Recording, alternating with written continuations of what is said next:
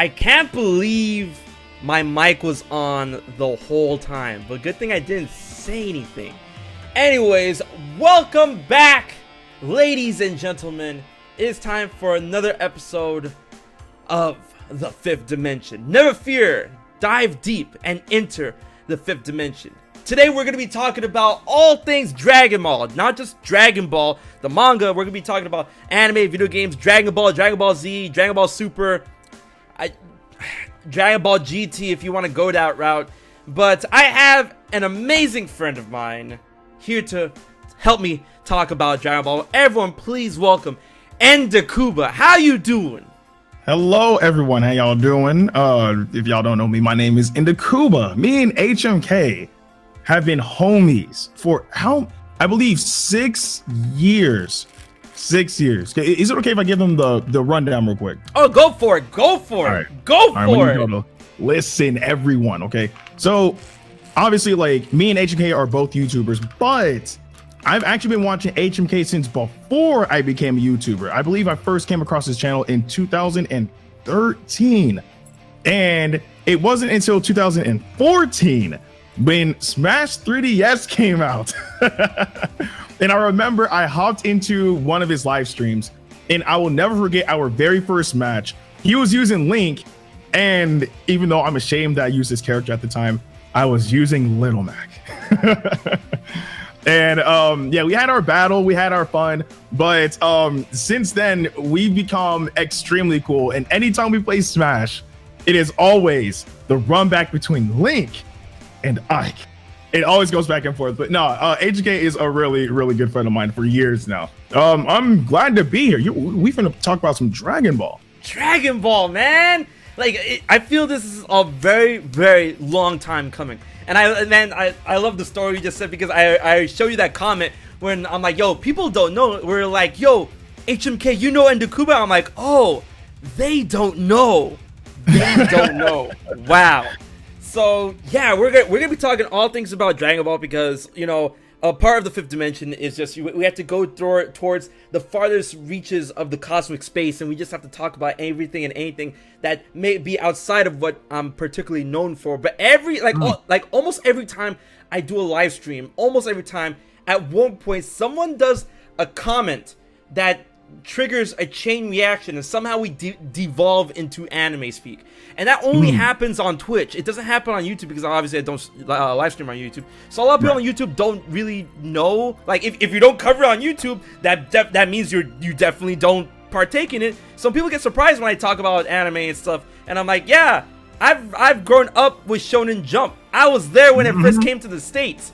Bro, that first chapter of Naruto that everyone was bugging about, when Naruto just first does it was called, here we go, in the anime, right? In the English anime, it's called the sexy jutsu, or sexy no jutsu, or whatever, right? Yeah. In the manga, in the first issue of Naruto in Shonen Jump, when it came to States, it was called Ninja Centerfold. They had some weird fucking names. They had some weird names for these moves. So we were bugging. It's like, yo, we were showing people, it's like people of Naruto, you know, when Naruto turns into a sex lady called Naruto. I'm like, hey, check out that. Does that look hot? And then people were like, yo, that's hot. Where'd you get this drawing? I'm like, oh, that's also this. That's also this guy. And they're like, bro, get away. What? And I'm like, that's, you know, that's what it was back in the, I was in middle school. Like, so when it comes to anime and Ndukauba, we all go back, but we're here talking about Dragon Ball. So let me go off the rails really quick. So, Ndukauba, who is the best Dragon Ball fusion, and why is it Vegito? Ooh, okay, we're finna have our first argument. I don't want to. No. We cannot have an argument. Your Discord profile picture is a GIF of Vegito. No. Okay. No, there cannot be. Okay, go ahead. Let's get it. My Discord profile picture is of specifically Vegito Blue, but Vegito Blue. The reason why it is because of the Dragon Ball Legends 2nd year anniversary, and he was the main unit announced for it. But if you're talking about the greatest fusion of all time, let me talk to y'all why Gogeta exists. No. Listen. Everyone's like Gogeta. Then Gogeta this, Gogeta that. Man, Gogeta wasn't even canon into the Broly movie. Man, you all were going off a what do you call it? You guys were going off a fever dream of Gogeta having some sort of massive importance only because of the Janemba movie and Dragon Ball GT, which none of which were canon. And then we'll get into that argument about GT being canon later. And now like, oh, now that Gogeta showed up, he's the bee's knees. He wasn't okay. Look, when Gogeta fought Janemba, right? He didn't say nothing. He looked at him and said, "I will destroy you," right?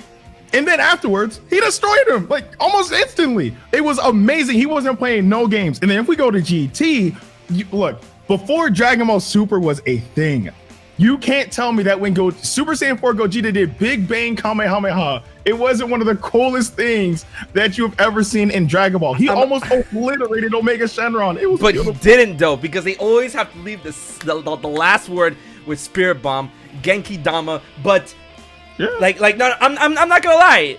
Super Saiyan 4 Gogeta, he was the bee's knees, but like, you know, what was I gonna say? That was the only, there you go. Him and Omega Shenron were the only good things to come out of GT. You know?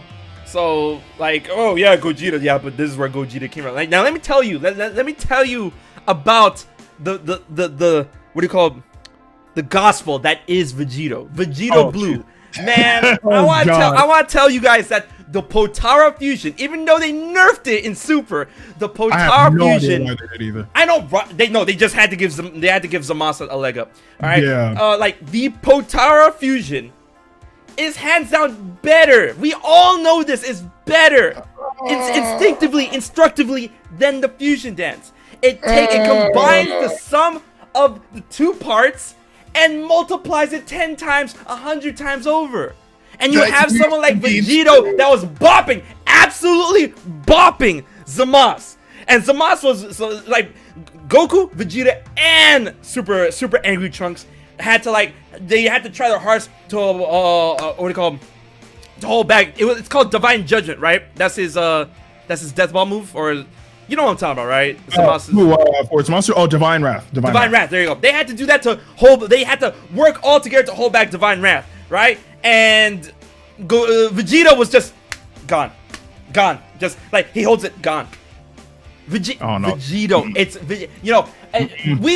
We've played the Dragon Ball games. We played Xenoverse. We played the Tenkaichi games and all stuff. And we always have those what if scenarios about like Vegeta versus Gogeta, and we all know Vegeta would stomp Gogeta.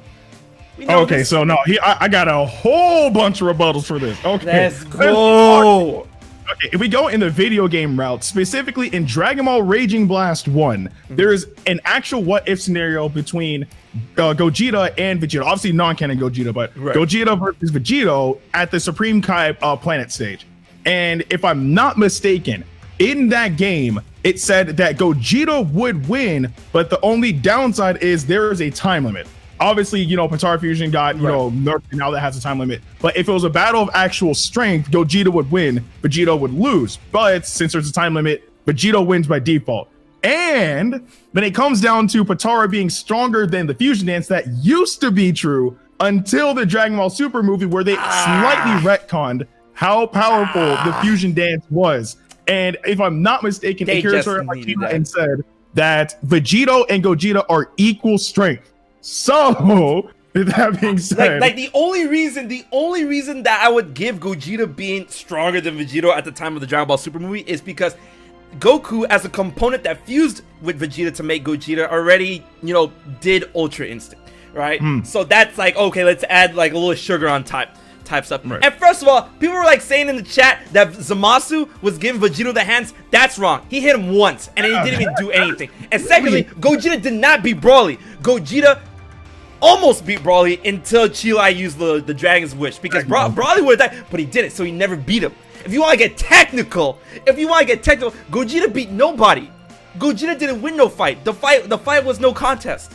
The time ran out. Fight no contest. That's okay. Yeah, that's true. But neither has Vegito. Vegito has never defeated anybody. With Super Vegito, true. He didn't beat Buu and he didn't beat Zamasu. Yeah, and he never beat Zamasu. So he beat the shit out of Gogeta though.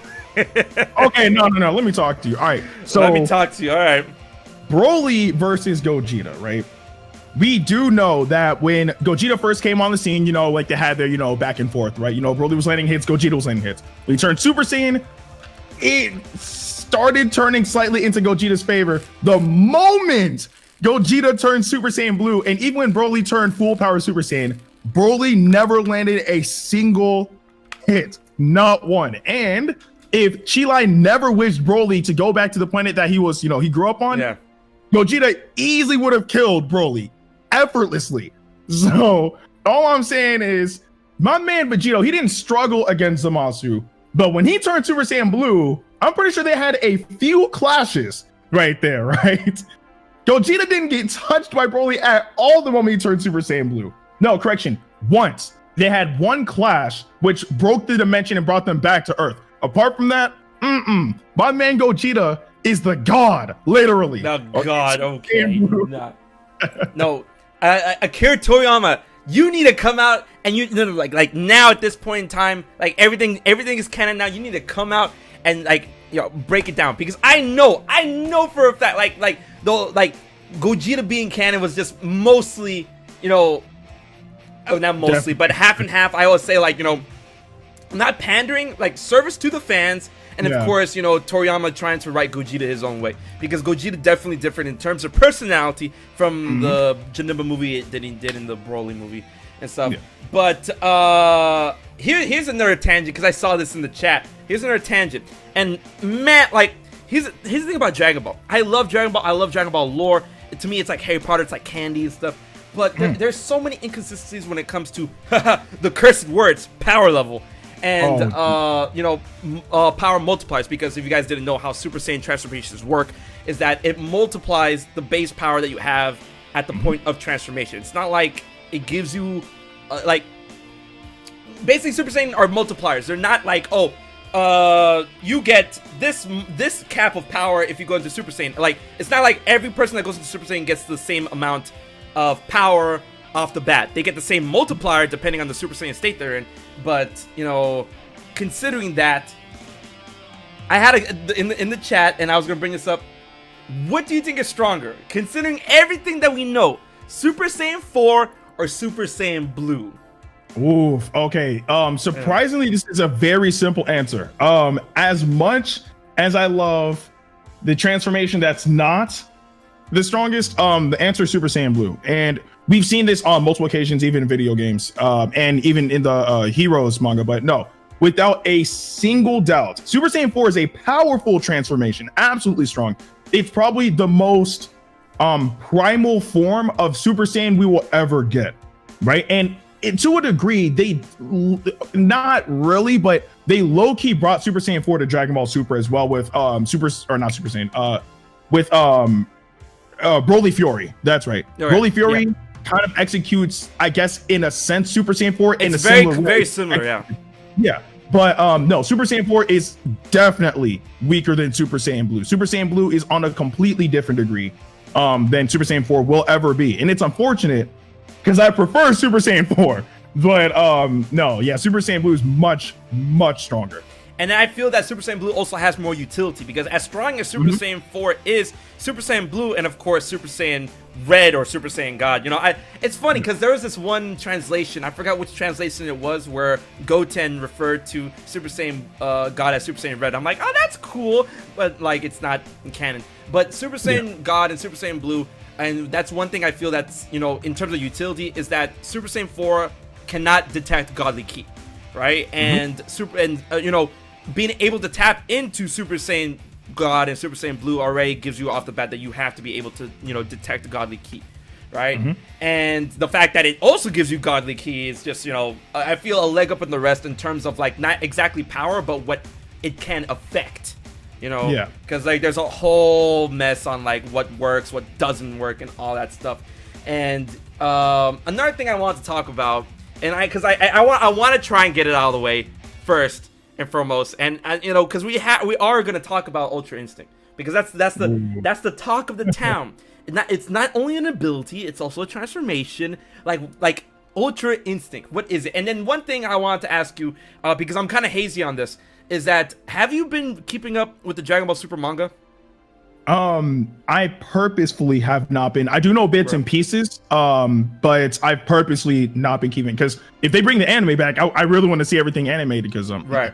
It's spoilers for anybody who doesn't know this, but Moro is absolutely amazing.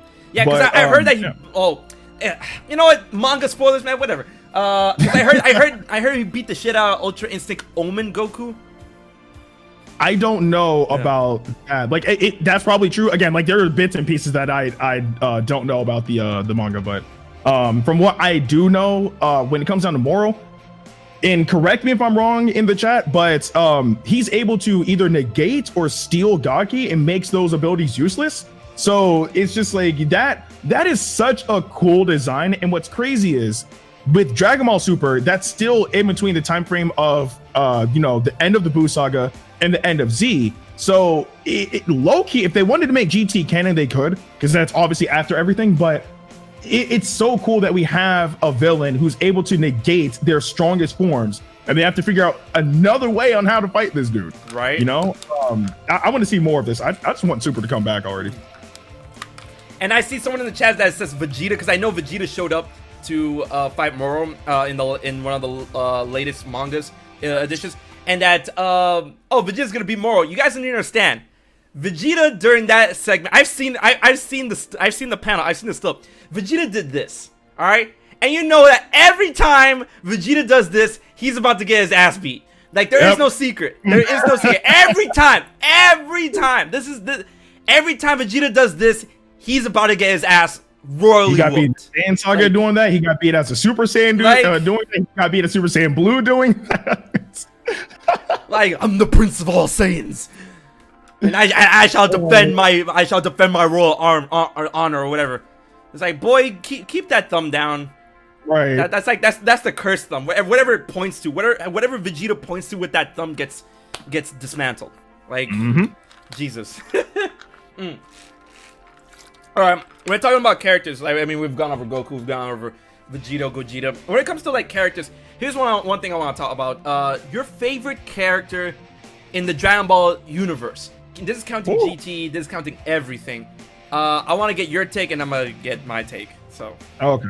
So I mean, I have a ton of characters, right? Like, obviously, Gogeta is one of my favorite characters. I would say he's my favorite fusion, hands down. But my favorite character in all of Dragon Ball, 100% will never change, is Super Saiyan 2 Teen Gohan. Ooh. Oh my goodness. Oh, that was the most amazing form I've ever seen. Man, look, Gohan, I'm all for him because, like, you know, he prefers not to fight. You know, he just wants to live his life. He wants to be a great scholar. But the moment he saw his friends getting beaten down, his father getting beaten down, his multiple pleas telling Cell, please stop this. I don't want to fight you. If you make me mad, you will regret it. Right. And decides to push even further. That man Gohan said, bruh, come here. Okay, that soul belongs to me. Destroyed all the Cell Juniors instantly. Oh my God. Father-son Kamehameha is one of the cleanest moves in Dragon Ball. No, Father-son Kamehameha, I feel, is one of the most important. That was a cultural reset. That was one of the most important scenes in all anime and manga. Just like, absolutely, man. And then to see it in anime, like played out in anime, played out in video games, just like the shot of Eri just spin around and just like Gohan just putting his hand forward and just like in a split second, Goku silhouette just behind, just like.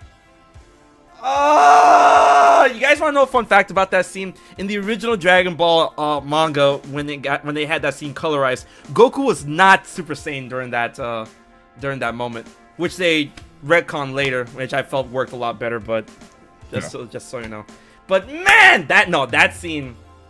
A lot of people actually don't realize too, like, how important Dragon Ball is to the anime industry and as a whole. How can they not? Like, I've seen those people, and I'm like, how can you not understand how important Dragon Ball is? Like, Dragon Ball, like, there was anime in the West before Dragon Ball and before Dragon Ball Z. Dragon Ball Z, I'm like, this is like near unanimous. Dragon Ball Z helped pave the way for popularity of anime and manga in the West and worldwide. Like, you guys don't need to understand. But people are like, oh, but this is better. That's fine.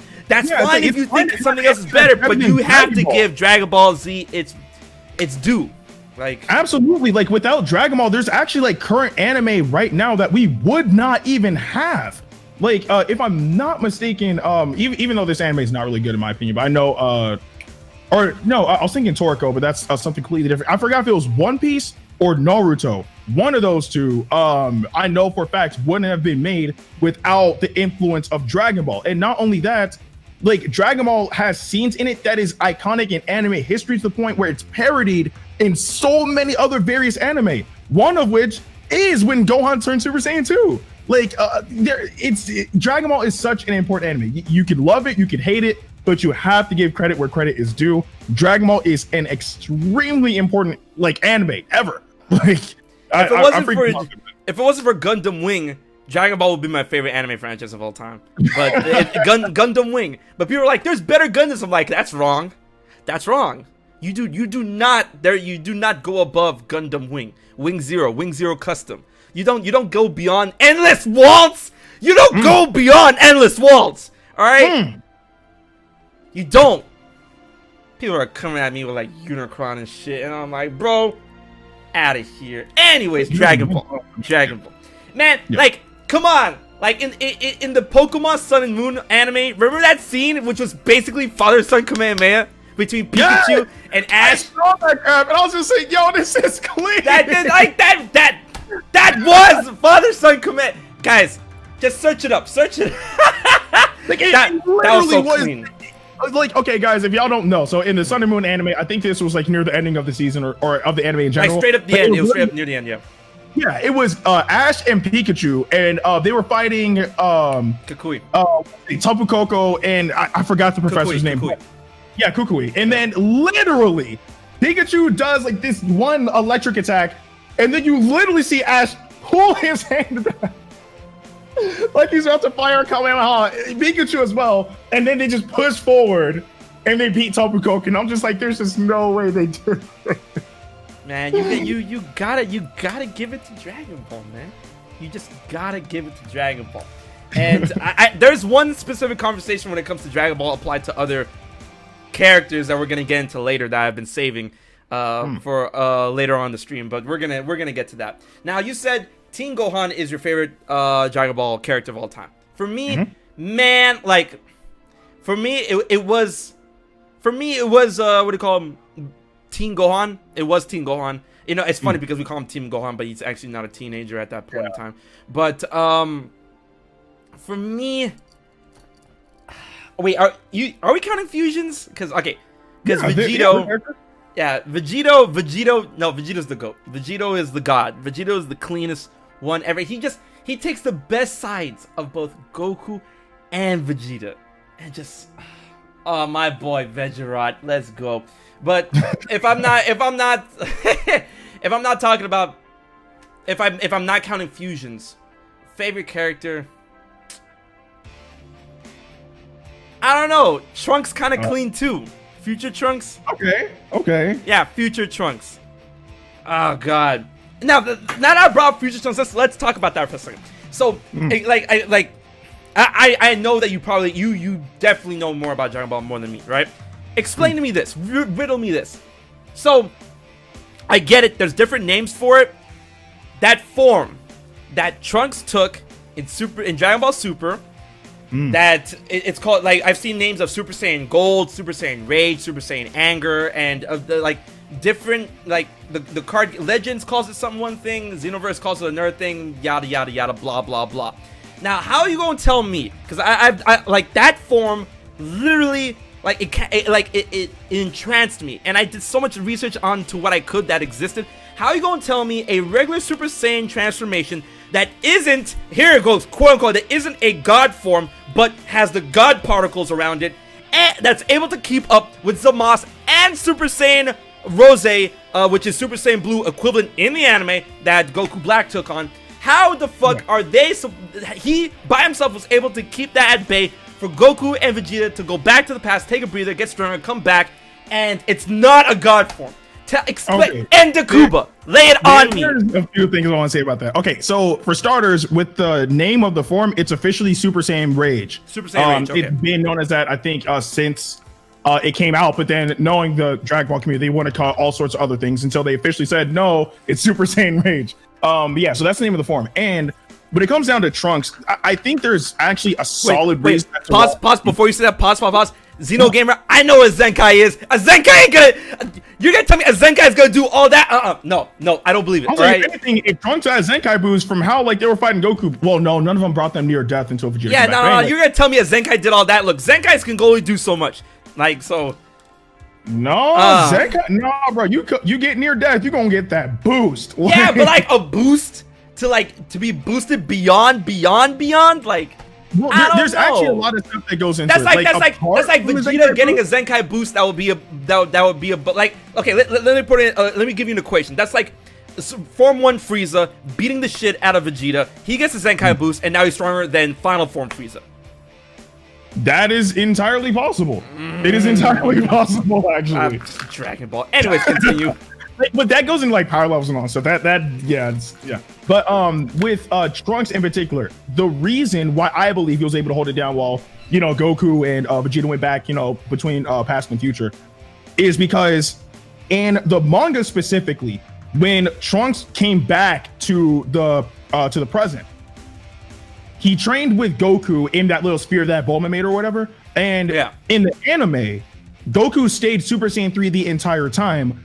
In the manga, Goku for a split second turned Super Saiyan God in order to actually beat Trunks. And I believe it was Whis that actually said that Trunks at Super Saiyan 2 is as strong as a Super Saiyan 3. So when he turned Super Saiyan Rage, I'm expecting him to be obviously exponentially stronger than a Super Saiyan 3. If anything, that form is probably a bit more stable than Super Saiyan 3, because we all know Super Saiyan 3. Oh man, Super Saiyan 3 looks cool. That form's garbage. Like, oh yeah, that form is absolutely terrible. Is ass, bro. I like there could be Super Saiyan 3 stands in the chat. I'm telling you now, that form garbage. That's why we never. Yeah, so like Super Saiyan Rage being like, okay, you're stronger than Super Saiyan 3, but it's a much more controlled transformation than Super Saiyan 3 honestly ever will be. Super Saiyan 3 it's extremely powerful, but drains way too much energy, which is why Goku almost never uses that transformation anymore. So that is why I believe when he was stuck fighting Rose and Zamasu, that he was able to at least hold his own for a little while. I mean, obviously he still got blown back, but nah, he got blown back later. Like like you have to understand, like this man went out and like, cause he couldn't even scratch these two, and then out of nowhere he's just like, yo, now I'm not trying to get past you. You're gonna try and get past me now. Like Super Saiyan Rage was like, it just bothers me, like a form like that. Like, is a form like I once again, it does so much reason. The obvious God particles there which is only there when you go into a Super Saiyan God type form, right? But is that Super Saiyan Rage is not considered a God form, is it?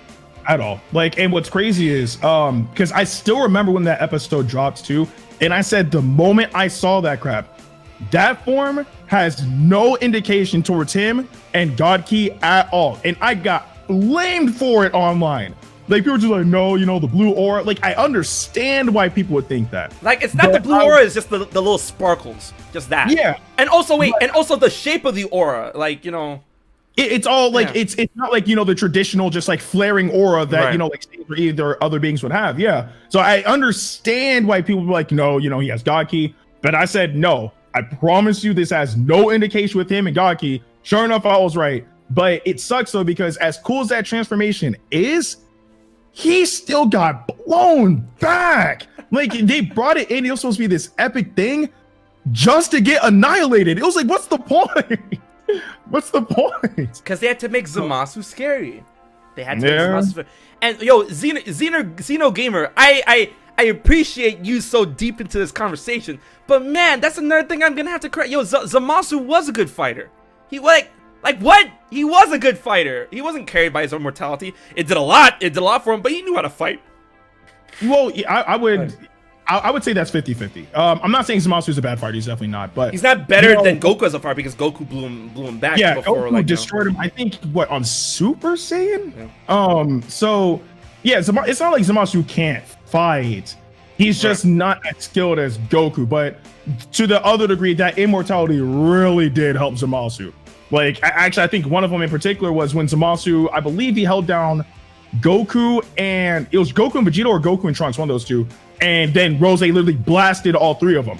Like, obviously, if he wasn't immortal, then Zamasu would have done something like that. But man, God, why is Goku Black? Why is I'm actually kind of I'm glad that Super Saiyan Rose turned out to be Super Saiyan Rose. But I'm mad that it got leaked, because you remember that time when Super Saiyan Rose got leaked, right?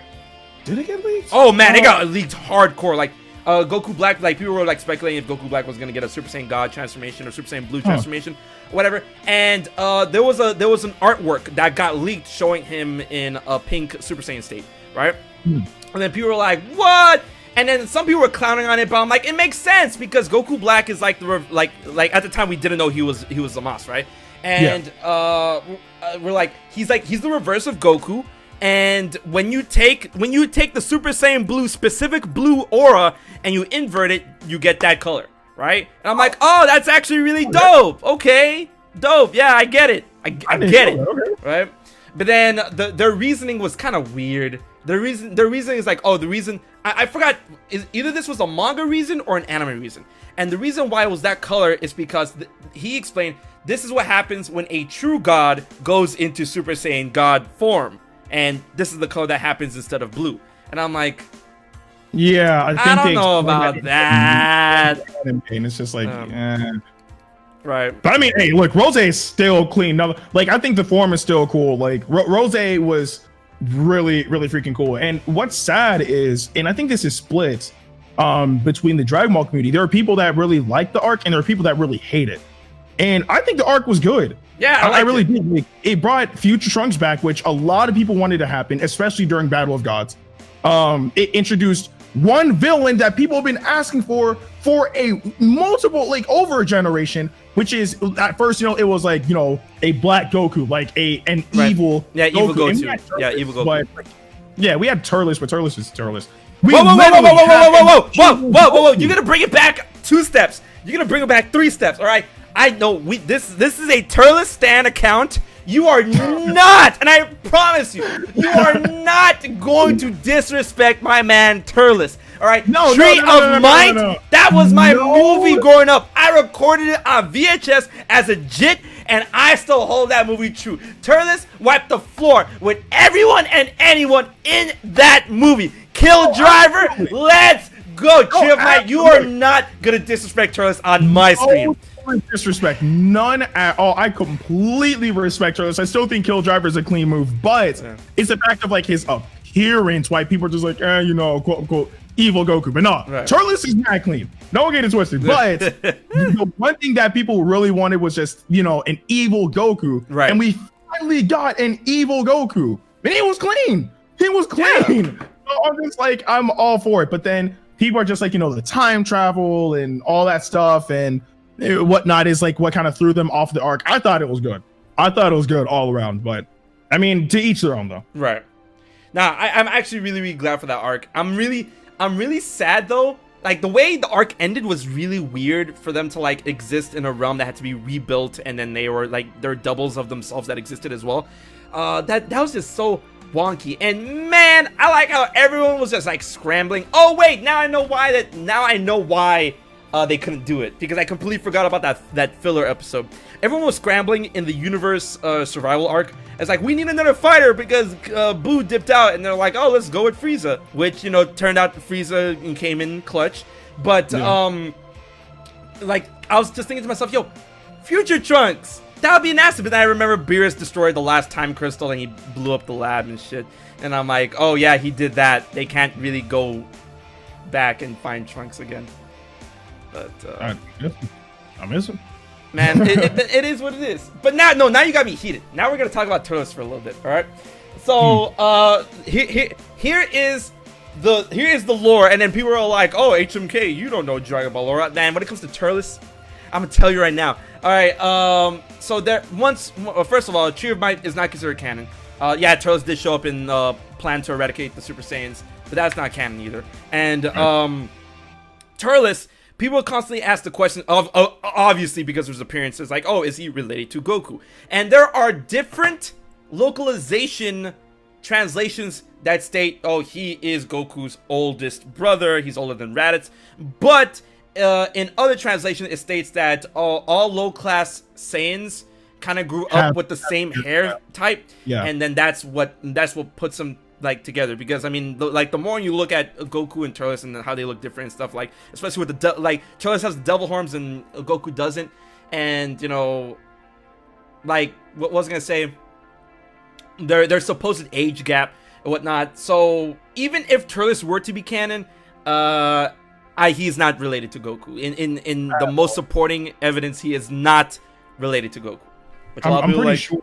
Yeah. The low class warrior portion about like their hair being stylized like that is true. Right. I never heard the other portion about him being like the oldest brother, because those are other languages. That's like in like Portuguese and stuff. In their translations, they said that.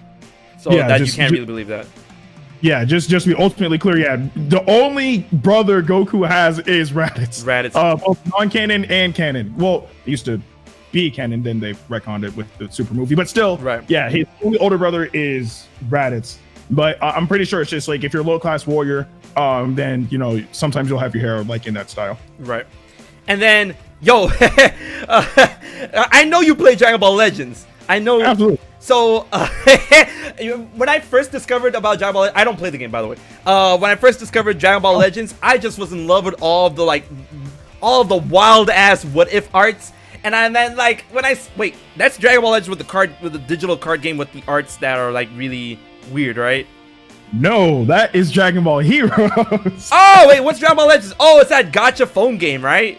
Yeah, Legends is the phone game. Heroes is the portable game that was on 3DS and now on Switch. And that's the one with the cards. Yes. Okay, so Dragon Ball Heroes, that's what I meant.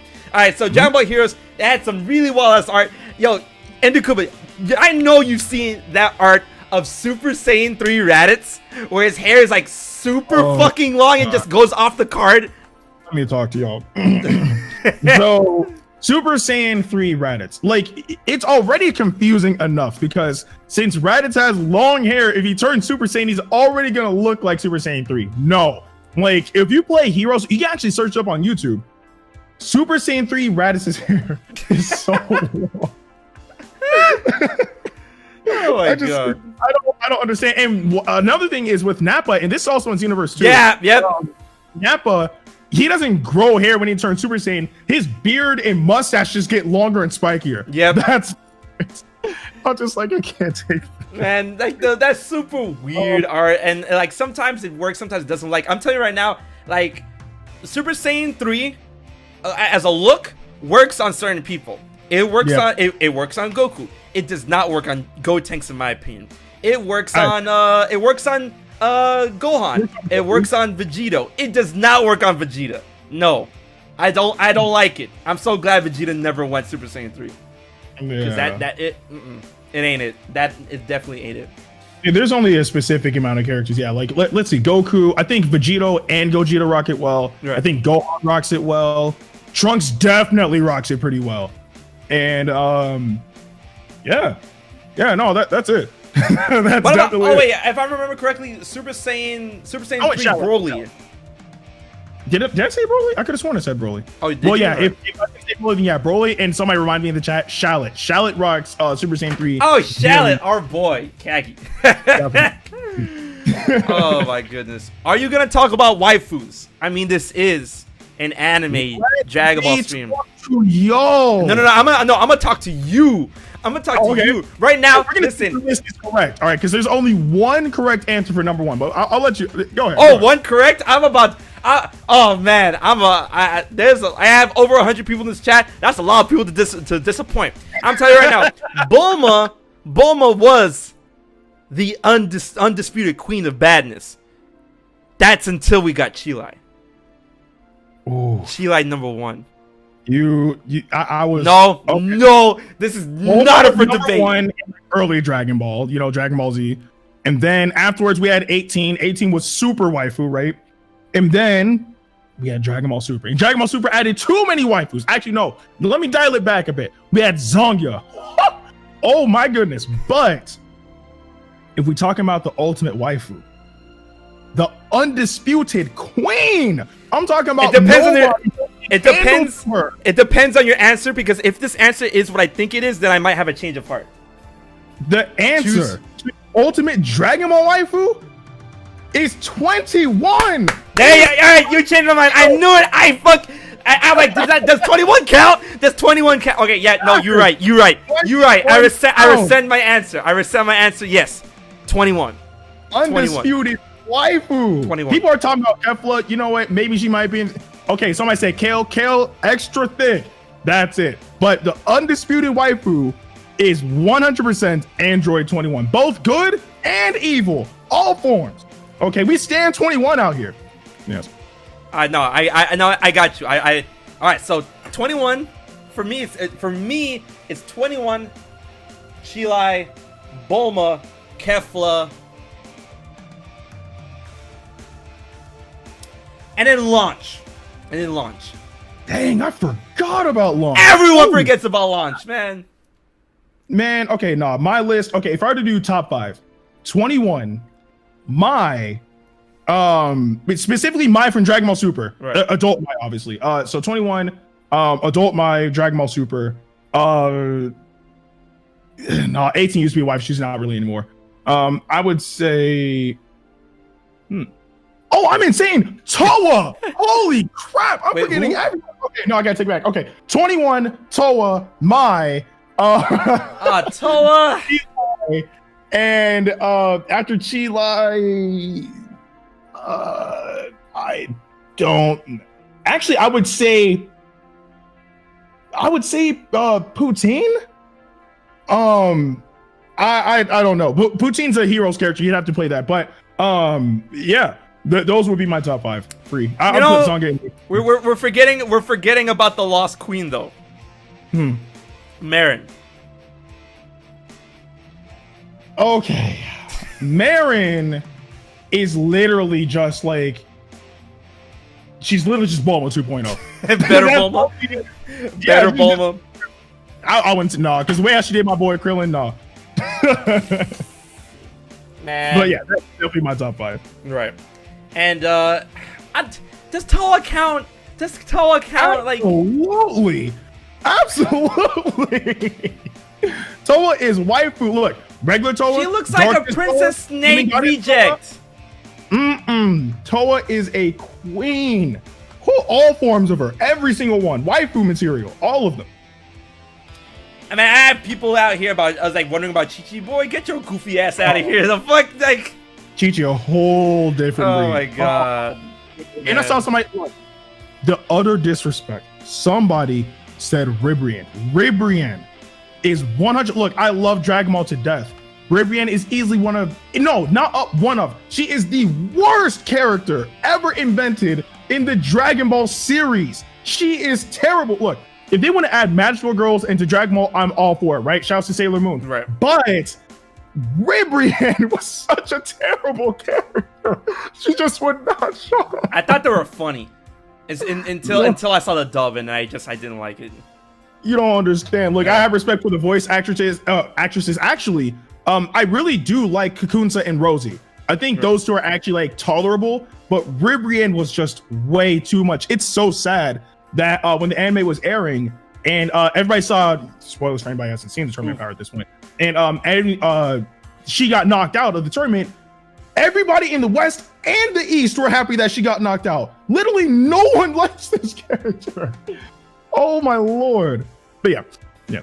Man, speaking of like that universe survival arc, man, like that was a good fucking arc. That was a good anime arc, especially going towards the end. You know, because like they really crafted a good fighter. Not a good villain, but a good fighter in Jiren. You know, his backstory.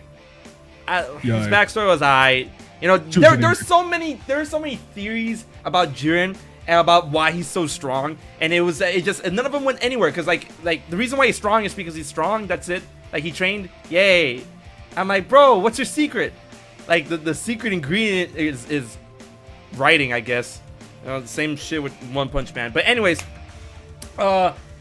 like one of my favorite theories about why Jiren was so strong up until we found out that the reason why Jiren is strong is because he's just Jiren or whatever, is that each of the what were they called again? The Pride Troopers? The Pride Troopers, thank you. Each of the Pride Troopers were named after a different appliance, because Dragon Ball constantly does that whole naming troop where they just name them after like a certain lineup of things when it comes to fruit, vegetables, food, appliances, whatever the fuck, you know. So they were all named after appliances, right? And Toppo obviously was named after like stovetop, right? And Jiren, if I'm remembering correctly, Jiren was an oven, right? I'm gonna be honest with you. This is the first time I'm actually hearing about all this. I had no idea. Okay, I have to make completely sure. Jiren name translation.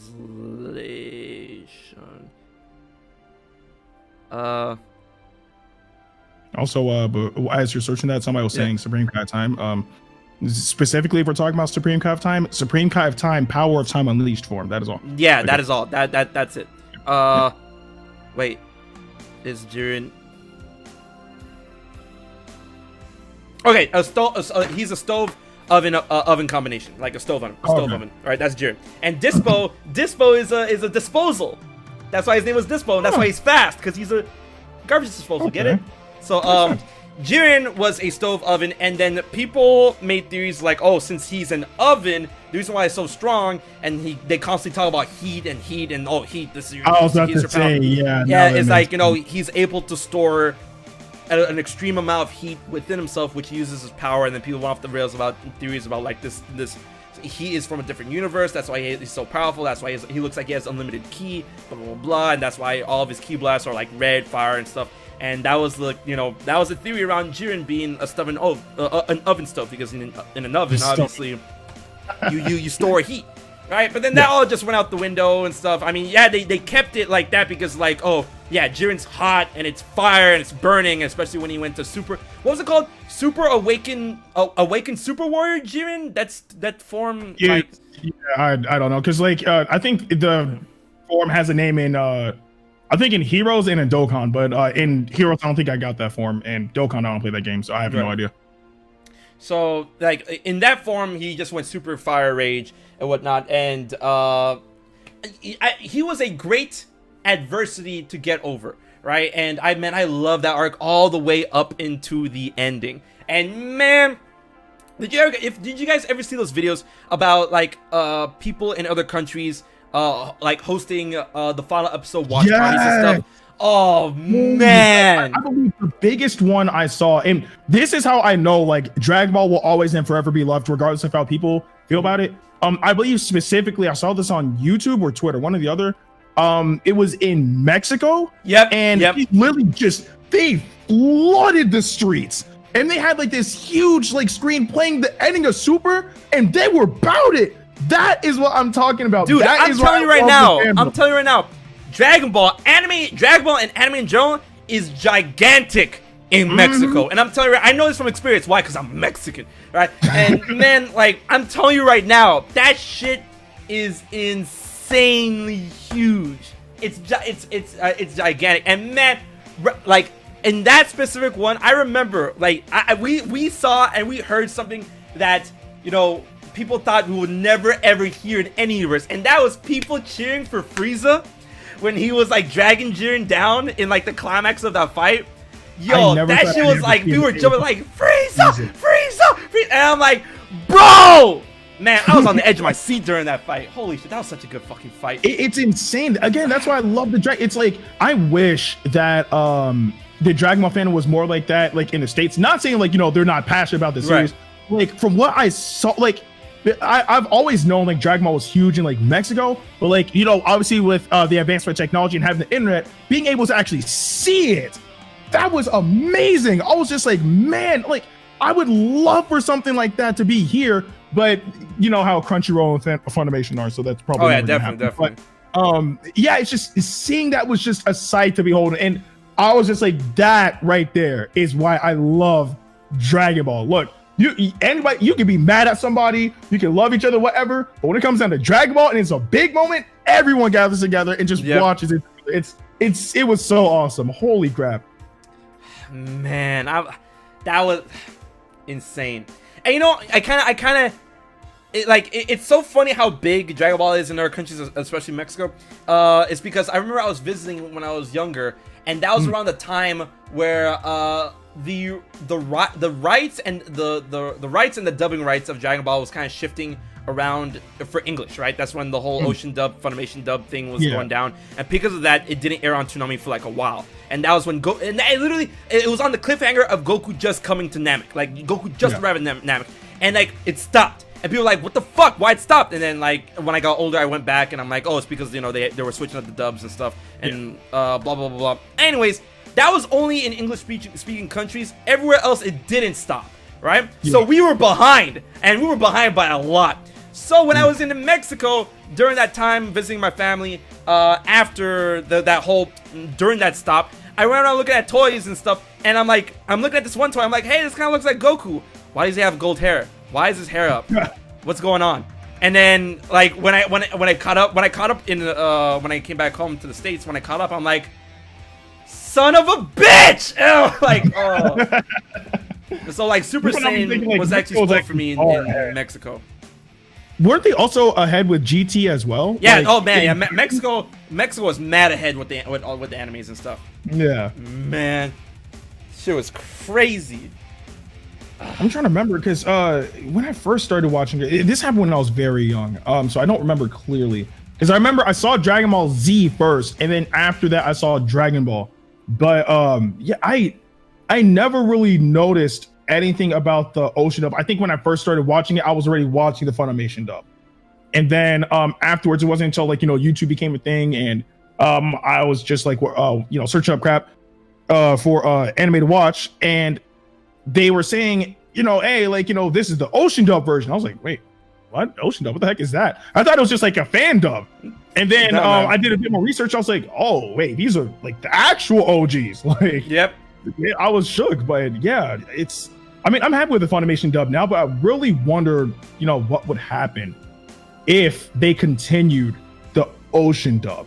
You know what I mean? Like, I wonder, like, I feel that. And then what was hilarious is that a great callback to that is the episode where Vegeta had to fight his clone, and they brought in the Ocean dub voice actor of Vegeta, and I'm like, what the fuck? Yo, that episode floored me. I'm like, they did not. They did. It's like mad respect, but also low-key disrespect. Because it's just like, yo, you get to play Vegeta again, just not Vegeta. Ta-da! Like, oh. Man. But it was so really cool when they did that. It was great. I love it. All right, so moving on about characters, lore, and future of Dragon Ball and stuff. Because the way the Super anime ended, it left a really, really good taste in my mouth, right? And it's good that if you guys didn't know, the manga is still going. If you guys only watch Dragon Ball anime exclusively, the manga is still going. But the thing is, the manga really deviated at certain focal points of the series, like the arcs. How do I word this? They're like the same arcs happened in the anime as it did in the manga. However, what happened in those arcs can be radically different, like extremely different. Like a big example is that in the Universe Survival arc, Gohan was the one to knock out Kefla, not Goku, right?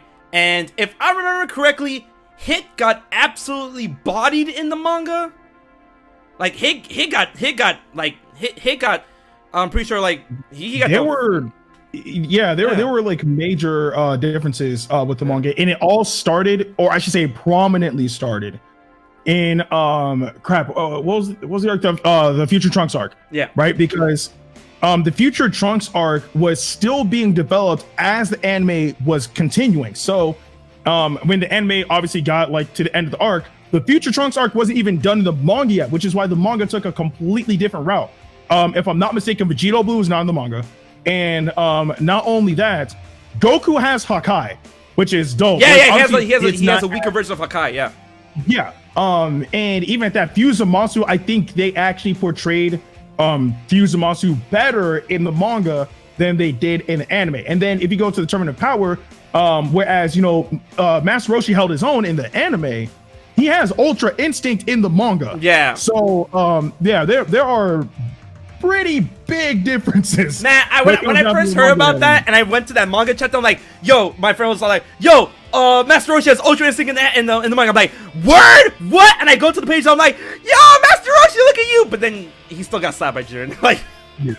Oh, and people were correcting me in the chat saying Vegito Blue's in the manga. Like, if he was, I probably forgot. Right. The most prominent part of the Future Trunks saga was the fact that Goku was using Hakai against Fusamasu. Fusamasu didn't have a half-corrupted form at all. So, yeah. Yeah. So what's Hakai? Hakai, destruction. If you guys remember destruction, that's like the literal translation. Right. The energy of destruction that gods of destruction have. And it's so funny. I'm so glad in the anime that Beerus actually says Hakai instead of like destruction. Like when he was smoking Zamasu, it was like Hakai. And I'm like, hey! But in Dragon Ball Fighters, before, like, since, you know, it had to be dubbed by the English voice actors and they didn't reach that scene, like when you do Beerus' level 3 on Goku Black, is like destruction. And I'm like, that sounds so It was actually weird. That was the reason why it was such a big thing on Twitter, because specifically everybody saw that, right? And everybody wanted him to say Hakai in the anime. So on Twitter, they went wild. They hit up voice actor of Beerus. He's just like, yo, what are you gonna do? What are you gonna do? What are you gonna do? He was like, rest assured, in the anime, I will say Hakai. And sure enough, in the anime, he said it. He did. So, I'm glad. Yeah. And then it was weird because that's so funny about the dubbing differences that you see when you have like the same like people who voice the dub. Like in the game of Dragon Ball Fighters, Vegeta Blue, I'm pretty sure in the game he says what do you call him? From a scale of 1 to 10, I'll give you a 3 when he does that grab move. But in the anime, he says on a scale of 100, I'll put you at a 30, and I'm like, bro, what the fuck? Like, I mean, it's literally like the same concept. It's the same measurement, but I mean, like, come on, like, what's so hard about a little consistency? They've been having and I really don't think this is the voice actors' fault, right? Because it really came down to when Dragon Ball Super was finally being dubbed, and then how far behind they were with the sub. But this all started back in Xenoverse 2, right? Because Xenoverse 2 was the first console game where we finally got super characters. Yeah. And in there we got Goku Black, and that's when it really was just like, oh crap, they got a lot of work to do. Because with Goku Black, Sean Schemmel tried to give him like a grittier tone, which honestly speaking, I think if he just did like his tone for like Super Saiyan 4 for Goku Black, it would have been fine. But he tried to give him like this gritty tone because he didn't know how to portray Goku Black yet. And then the anime happens, and he has like a bit more of a posh, slightly accented voice, and people are just like, "Yo, wait, what?" Right? Like, what was the need? Because Zamasu doesn't even sound like that off the bat, right? Zamasu sounds like a bit posh, but not as much as Sean Schemmel portrayed it. Now, don't get me wrong, I completely prefer Goku Black's voice now in comparison to the original. But that was when everybody's just like, okay, wait, this might be shaky. Another one was hit. In Xenoverse 2. Time to make the donuts. Time to make the that was a meme. Look, it's that line was so fucking funny, and like I get it though, but I get it because I mean he punches holes in people, so like I get it, like time to make the doors, but that that shit was so fucking cheesy. I'm like, yo, no, like I get it, but you don't have a character like Hit saying something like this. It's like it kind of like deters from him being, because like, okay, the term "time to make the donuts" comes from a commercial, and it practically just means time to get to work. Right. But I think it was really that's what it is. Yeah. Oh, I thought it came from like him punching holes in people. No, yeah, it came from a old school commercial of a man going to work, working at a donut shop. So for him saying time to go to work, he would say time to make the donuts. But what really threw it off is that they picked that line, but then, and no disrespect to this person, but the voice actor didn't match how everybody thought Hit would sound. It would sound like, right? Before we got crap, what was it? I can't believe I just forgot his name. Matthew Mercer. Yeah. Before we got him as Hit, we had somebody else as him, who the voice actor is currently the voice actor of the Grand Priest, but he didn't really portray Hit well. So when he said time to make the donuts, it's like And then we get Dragon Ball Fighters, and Matthew Mercer's just like, look, I'm gonna show you how it's done. And when he said time to make the donuts, I was like, oh, okay. Wait, Matt Mercer said wait, he says time to make the donuts in Fighters? It was either in Fighters. I know for a fact he says it in Dragon Ball Super. Okay. When he goes back to fight Goku. But I'm pretty sure he said time to make the donuts in Fighters. But he also does say time to go to work. So one or the other. But whew, Matthew, man, I'm trying to let you know. I first thought that I forgot his name, and I can't believe I forgot it right now, but the voice actor of Mira in Dragon Ball, right? Yeah. A phenomenal voice actor. His name popped in my head and just went away again. I'll try to see if I can remember it. But when I first heard his voice, I thought that, since Mira isn't a canon character, he would fit perfectly for Hit. Like, his tone and his delivery is literally perfect for Hit. So I thought he would have first been Hit. But then, everything happened. And if I'm not mistaken, since he voices Mira, he can't voice somebody else in Dragon Ball, which, I mean, I don't know if that's true or not. Those are just rumors I've heard. But yeah, I was sad when I was just like, oh, he doesn't voice Hit. But then they got Matthew Mercer, so I'm all for it. Yeah, but I mean, like, well, that has to be something in English, because I mean, I keep forgetting her name. The lady that voices Goku, she voices like everyone in Goku's family. What's her name? I forgot her name. I don't know why my brain is like dead right now. My brain's dead too. Voice actor J. Michael Tatum. Goku. Japanese Goku's original voice actress, the lady in Japan. Yeah, Masako Nozawa. There you go. I can't believe I forgot her. Nozawa, if you ever come across this, I apologize. You are the queen. You'll always have forever the queen. But that's not true. Chris Sabat voices like half the Z fighters. Well, but Chris Sabat voice directs the thing, so. Like, and that was before. I think he also explained that too in an AMA it was either on Reddit or just like in an interview. But when they were originally dubbing Dragon Ball, they had people for roles, but a lot of people started dropping off. So because of that, they had to pick it up somehow, some way. So he just took up the mantle. He voices literally almost all the Ginyu Force, Yamcha, Piccolo, obviously Vegeta, his most prominent role. Right. Yeah, he picked up the mantle because they didn't have anybody to voice anybody. So yeah. All right. Here's a good question. Favorite Dragon Ball game? Ooh. Now, see, that's a tough one, because the thing is, a lot of us in our core, we're gonna say Dragon Ball Fighters, because that game is so fucking good. Oh my god, that game was the game that Dragon Ball deserved for the longest. But people are like, oh, power scaling, oh, no flight, oh, this, and I'm like, bro, you want a competitive Dragon Ball game? This is it, and it's legit competitive, and let's go. So obviously Dragon Ball Fighters, but me, I'm a kid that grew up. I like, you know that Ratatouille meme where what's that guy's name? The villain? He's not really the villain, but like he goes and tastes the ratatouille, and then as soon as he tastes the ratatouille, like he sees a vision of him as a kid eating his mom's ratatouille. Yeah. Alright, so that's literally me, like eating Dragon Ball Fighters, and I have a vision of me as a kid playing Dragon Ball Budokai, and I'm like, I'm a kid that grew up on Budokai, and oh dang, the Budokai. Okay, so my feelings on the Budokai series, I love Budokai. Like I grew up with it. Although I'm so sad because even though I did grow up with Budokai, I got the GameCube versions of Budokai 1 and 2. But what's wrong with the GameCube versions? What's wrong with the GameCube versions? Man, look, bro. They're better. When you're playing, if you're playing Budokai 2 and you do Final Explosion with Vegeta and you have to rotate that control stick, it hurts a lot. So yeah, like I would have much rather played Budokai 2 on the PS2 than on the GameCube, and I love the GameCube. But I remember I did that, and my palm was like swollen for like a week. It was so terrible. But dang man, did you rotate? Did you just rotate stick on Budokai 2? For the special moves, yes. That's not how you're supposed to do it, right?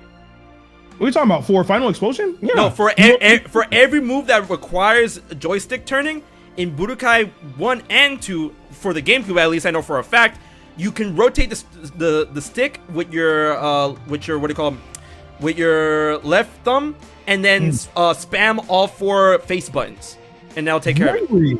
You never knew that? Man, I see. Look, like, see, like, all right, you guys see, like, I have a game controller here at Visual 8. And Ndukauba was talking about just doing this. All right, that's not what you're supposed to do in Budokai 2. What you do is this, because the buttons also do half the work. Wait, there is no way. Look, bro, boot it up, boot it up, boot it up. For a week. Don't change my reality. No, boot it up. I promise you, boot it up. You know what? I might actually load up that thing real quick, because, like, I kid you not, like, after that experience, and I'm so glad they didn't bring Budokai 3 to the GameCube. I was just like, all right, I'm mad they didn't bring Budokai 3, but Budokai 3 didn't have joystick turning. It had that stupid, like, that quick and QTE thing. Yeah.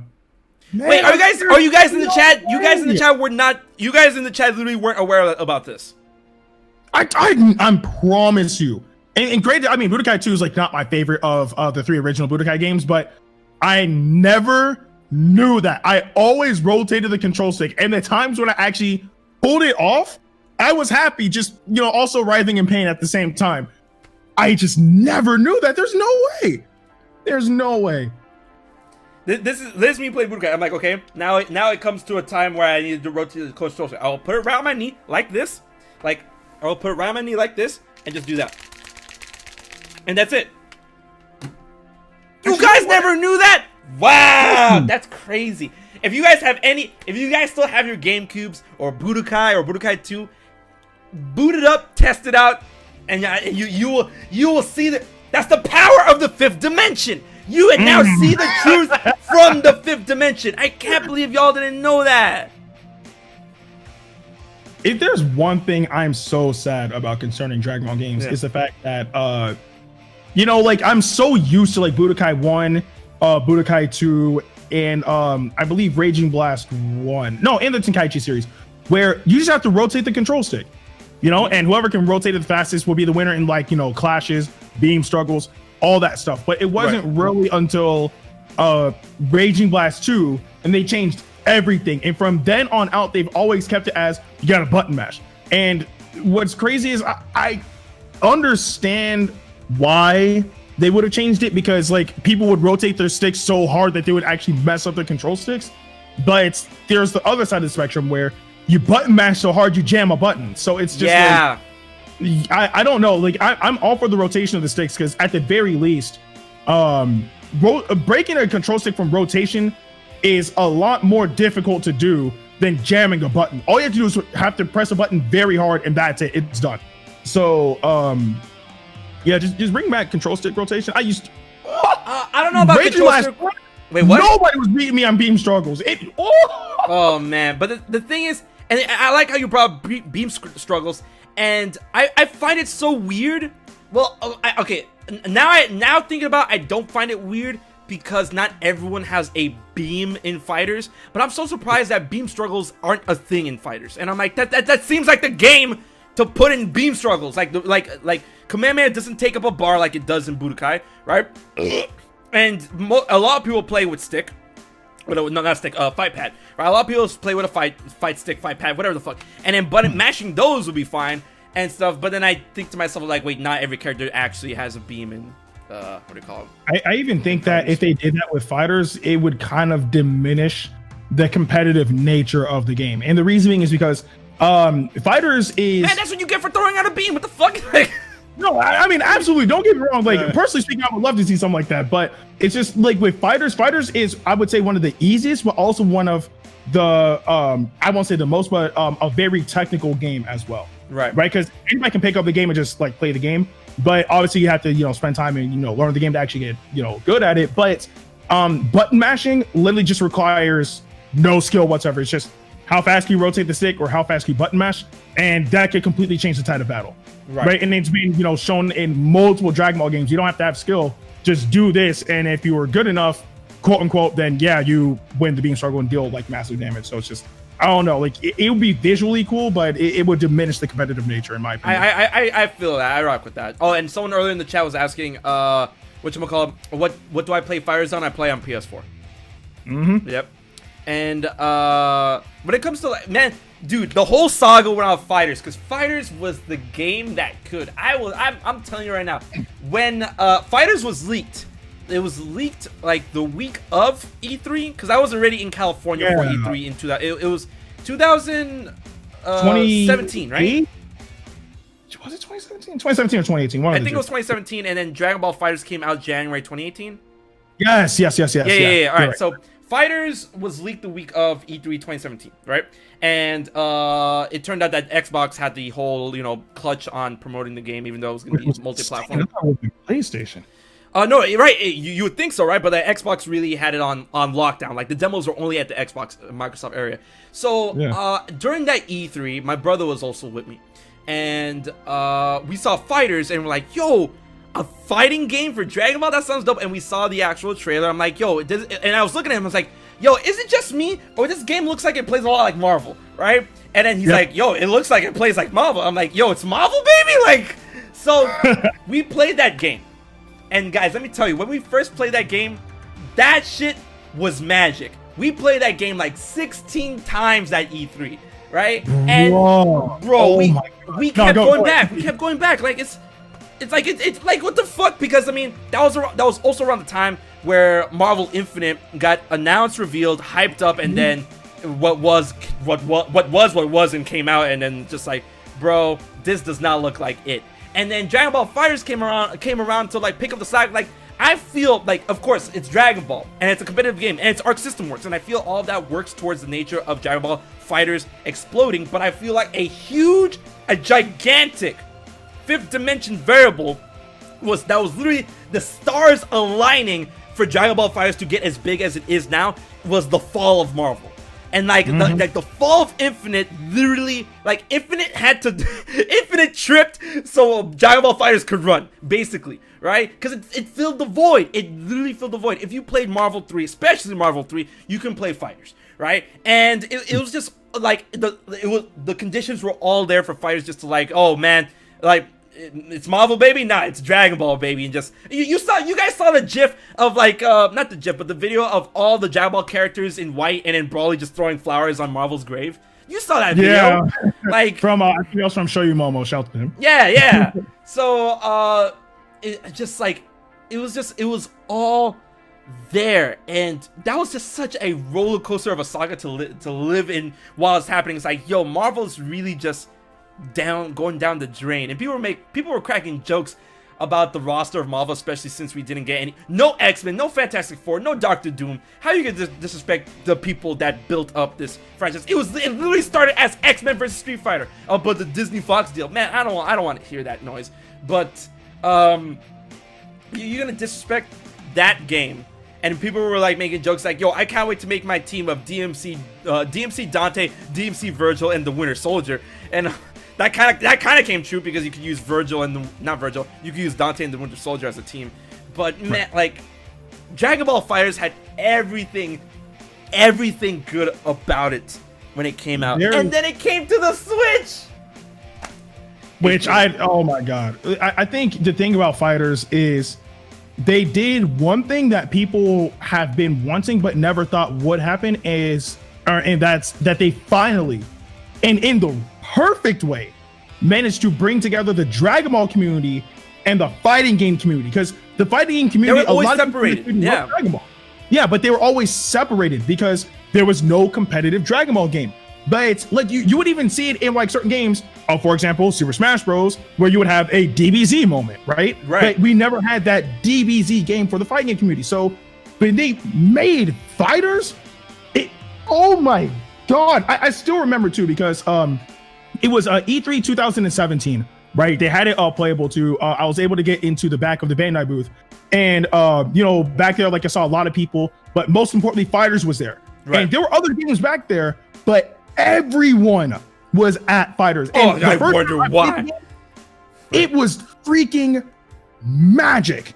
It was literally magic. And granted, I mean, I got bodied, but then I came back the next day and destroyed everyone. Like, that game is, I don't know how they did it. I don't understand.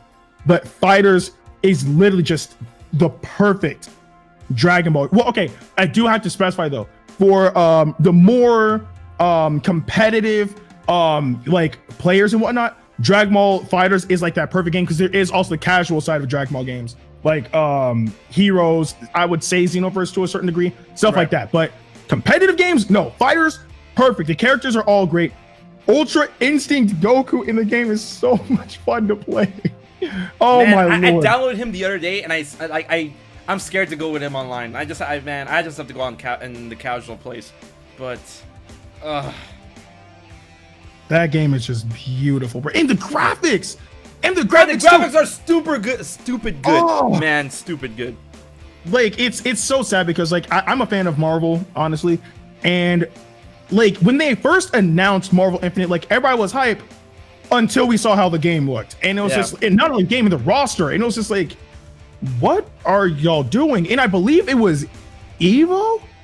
I don't remember if it was Evo 2017 or Evo 2018, but I believe they were side by side as demos, and no one went to Marvel Infinite out. They were all at Fighters. That was the moment Marvel Infinite died. Yep. And it sucks because I've actually heard the gameplay of the game for Marvel Infinite is good, but the presentation of the game is so bad. Why would I play that over Dragon Ball FighterZ that has great gameplay and is visually appealing? The presentation was bad, and the mechanics, some of the mechanics were really like spammable, because like I don't have to remind you about Reality Stone Web Ball, right? Yeah. And like how do you go from a graphical style from Marvel 3 to Marvel Infinite? Marvel 3's graphical style still holds up today, you know, and that's why people are all like, man, realistic graphics. I'm like, you guys don't understand. Cell shaded, any type of shaded graphics, any type of like, you know, anime-esque, cartoon-esque, you know, bright, vibrant graphics like that.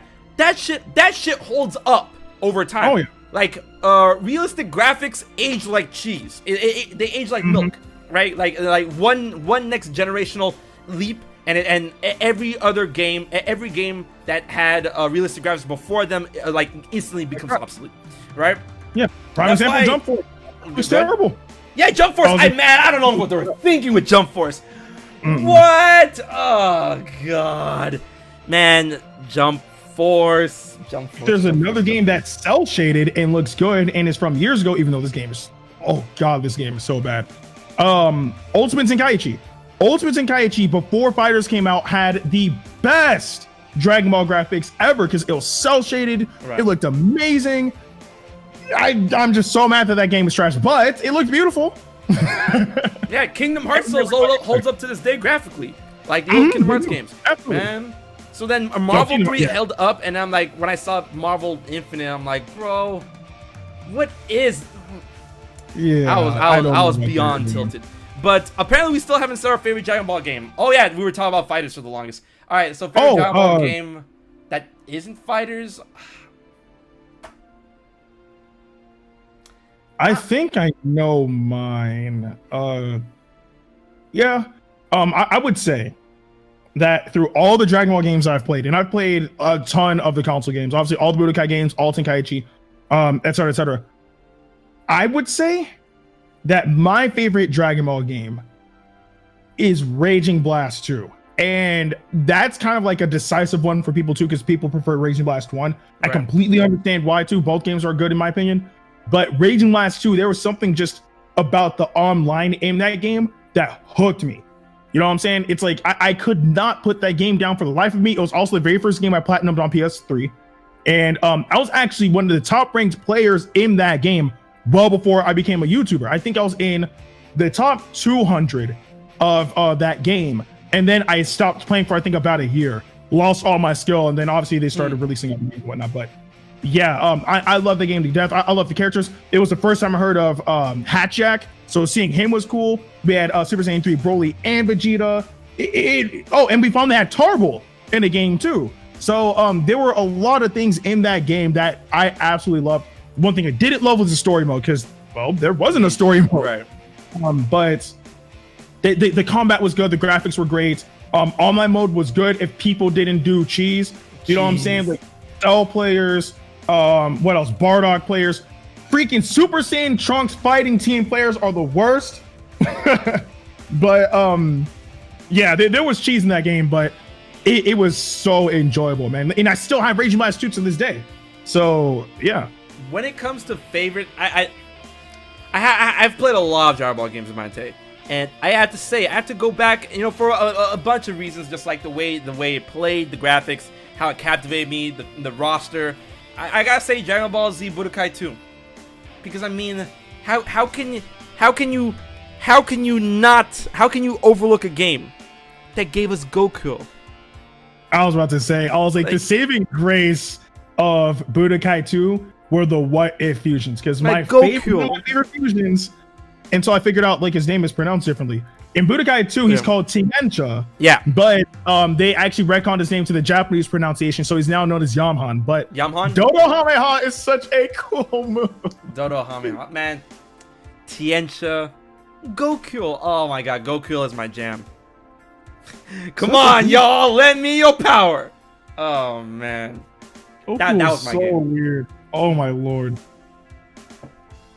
Alright, now we're going off each tangent. Now, before I say the next thing, I want to remind y'all, on the stream, at the end of the stream, we are going to announce those who have successfully been approved to enter the 5th Dimension Twitch streaming team, which of course Ndukauba is also a part of. So yeah, you should definitely check that out.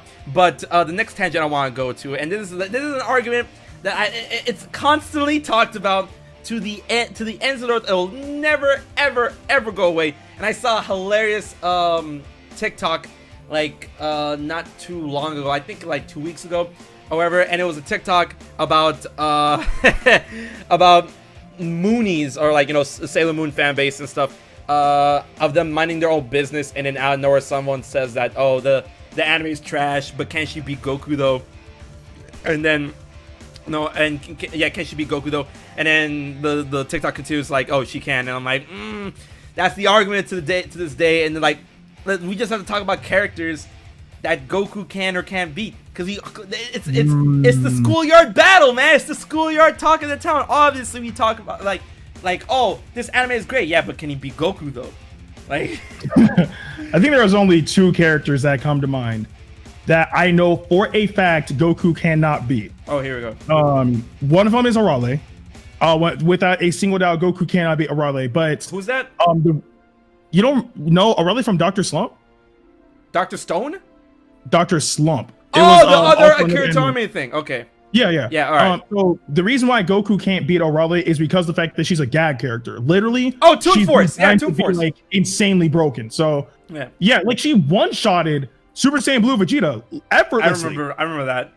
Yeah. So Goku is not beating Arale, and another character that I believe Goku can't beat is Saitama, and the reason is for the exact same reason as Arale. He's a gag character, right? So like he's designed to like beat people in one punch.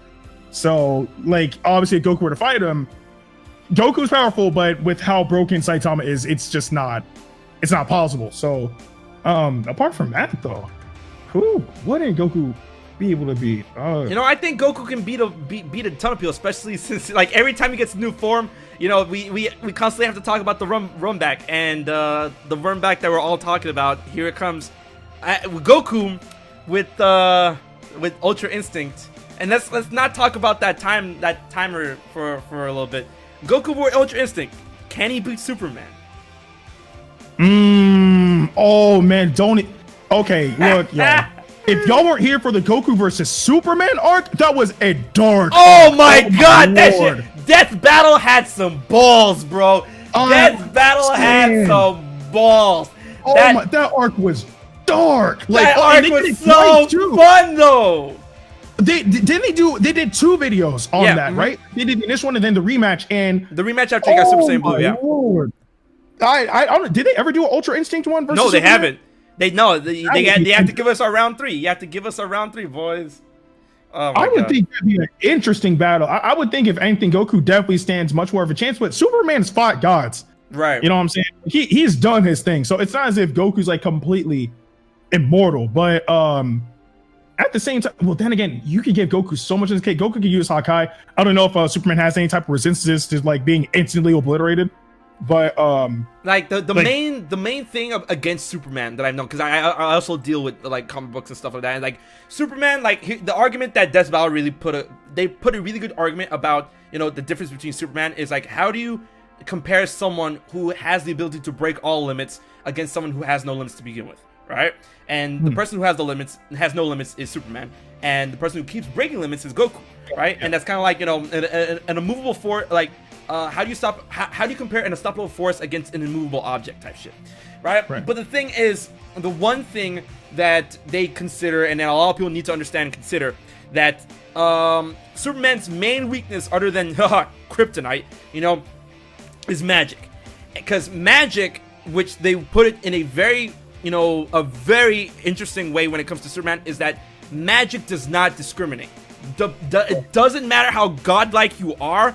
If you're still a mortal being, magic will still fuck you up the same way it does any other character, right? And that's one thing that's constantly used against Superman, and they even touched upon that in the first death battle, where what do you call him? Goku had the power pole, and the power pole was effective against Superman, but then Superman got rid of it as soon as he could, you know. And that's something you have to consider, because Goku doesn't really deal a lot with magic. It's like it's pure life force, it's ki, it's energy, power type stuff, you know. So, and then the question is that when you said Hakai, you know, that's godly ki, that's destruction, that's the energy of destruction. Would that be considered magic? Because magic does exist in the Dragon Ball universe, and then you have to understand those considerations. So what do you think about that? Yeah, magic definitely exists. Without, I mean, like, prime example, even though like she doesn't fight by Baba, you know, like Baba uses magic like scenes or curse him on and whatnot. But no, destruction energy is definitely not magic. It's 100% energy. The reason why I now say that even if Goku used Hakai against Superman, it wouldn't work, is because the fact that destruction energy can be resisted. And we've seen it with I believe we've seen it with Goku was Frieza, he didn't resist as well as he should, but he was able to resist it. Frieza completely resisted it, and Vegeta was able to break past it. So if they're able to do all of that, then Hakai would probably have no effect on Superman at all. But I wouldn't say no effect, but I would say like Superman would have to get through it, and and he would be able to get past it. Yeah. I mean, we'd have to see, because again, like if Frieza is able to get through it, if Vegeta's able to break past it, I truly don't think Superman would be affected by it, or at max affected by it that much. But yeah, apart from that, I'm trying to think of magicians, and Babidi. Wow, there's just no way in the world, bro. If Babidi can actually if Babidi can actually body Superman, something is wrong. Something is wrong. There's no way. There's no way. Because like Babidi's magic, I feel, is very limited to the point where he needed Boo in order to carry out his will. You know what I mean? Like if Babidi had the amount of destructive power that was needed in order to take out Superman, then you know, why would he need Boo? So you have to consider that. Well, it also falls. I wouldn't think that Babidi would use magic in order to defeat Superman, but more so to control him. Right. Because aren't there instances where Superman? Superman could. Well, no, that's the thing. Superman, like in later years and stuff, he's dealt a lot with, you know, psychic blocks within his mind and head, so he can like you know stop all that. Oh, okay. So when it comes to mind control, that's something that's probably not gonna fly with Superman. Well, is it really? Because Babidi doesn't really do mind control in terms of like you know, blocks in the mind per se. Right. But if you have darkness in your heart, Babidi can take control of you. Oh yeah. So if Superman has had like I don't remember like Superman. Superman. Oof. Yeah. If Superman has demons, Babidi will be able to. If not Babidi, Demigod will absolutely be able to. But yeah, like there are characters in the Dragon Ball universe that do use magic. I don't think there's any that are prominent in terms of using magic to. No, I take it back. There is one character. And for anybody who plays Dragon Ball Legends, and this is one character I'm still waiting for them to make playable. I don't know if you know this, but there's a character in Dragon Ball Legends named Zaha, and he's actually a sword mage. He literally uses magic in order to like use weapons and all that stuff. He has energy as well, but he primarily uses magic, and he's very powerful. So maybe he would be able to hold his own against Superman. I mean, Zaha's nowhere near as strong as Goku, not even remotely close, but he is powerful. Maybe something like that would be kind of cool, but we'll see. Now, when we're dialing back to Ultra Instinct Goku, possibly against Superman, here's something that I feel should be addressed from the manga in order to incorporate into like the whole concept of Ultra Instinct and Ultra Instinct Omen, and you know, what their abilities are able to do, because of course, you know, Ultra Instinct at its core is a defensive type of style that allows you to, you know, instinctively dodge and not get hit. But of course, there are power increases that Goku were able to take advantage of in the Universal Sorrow arc, especially when he awakened the true Ultra Instinct.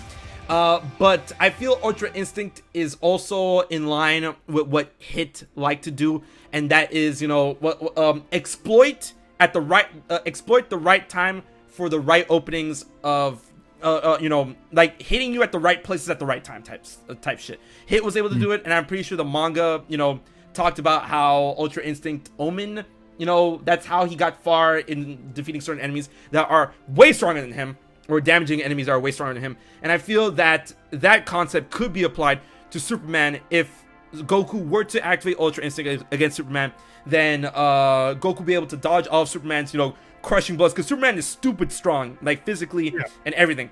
He'll be able to dodge all that, and as he's dodging, he'll be able to, like, you know, strike back Superman at his, you know, weak points, his open points. And that's something to consider, you know, how effective would Ultra Instinct be against Superman if that were to be effective.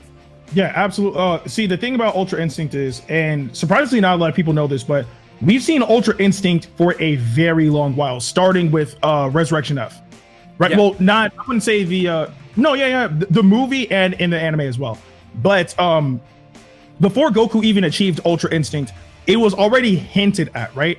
One of the characters in Dragon Ball has been using Ultra Instinct since Resurrection F, and that's Whis.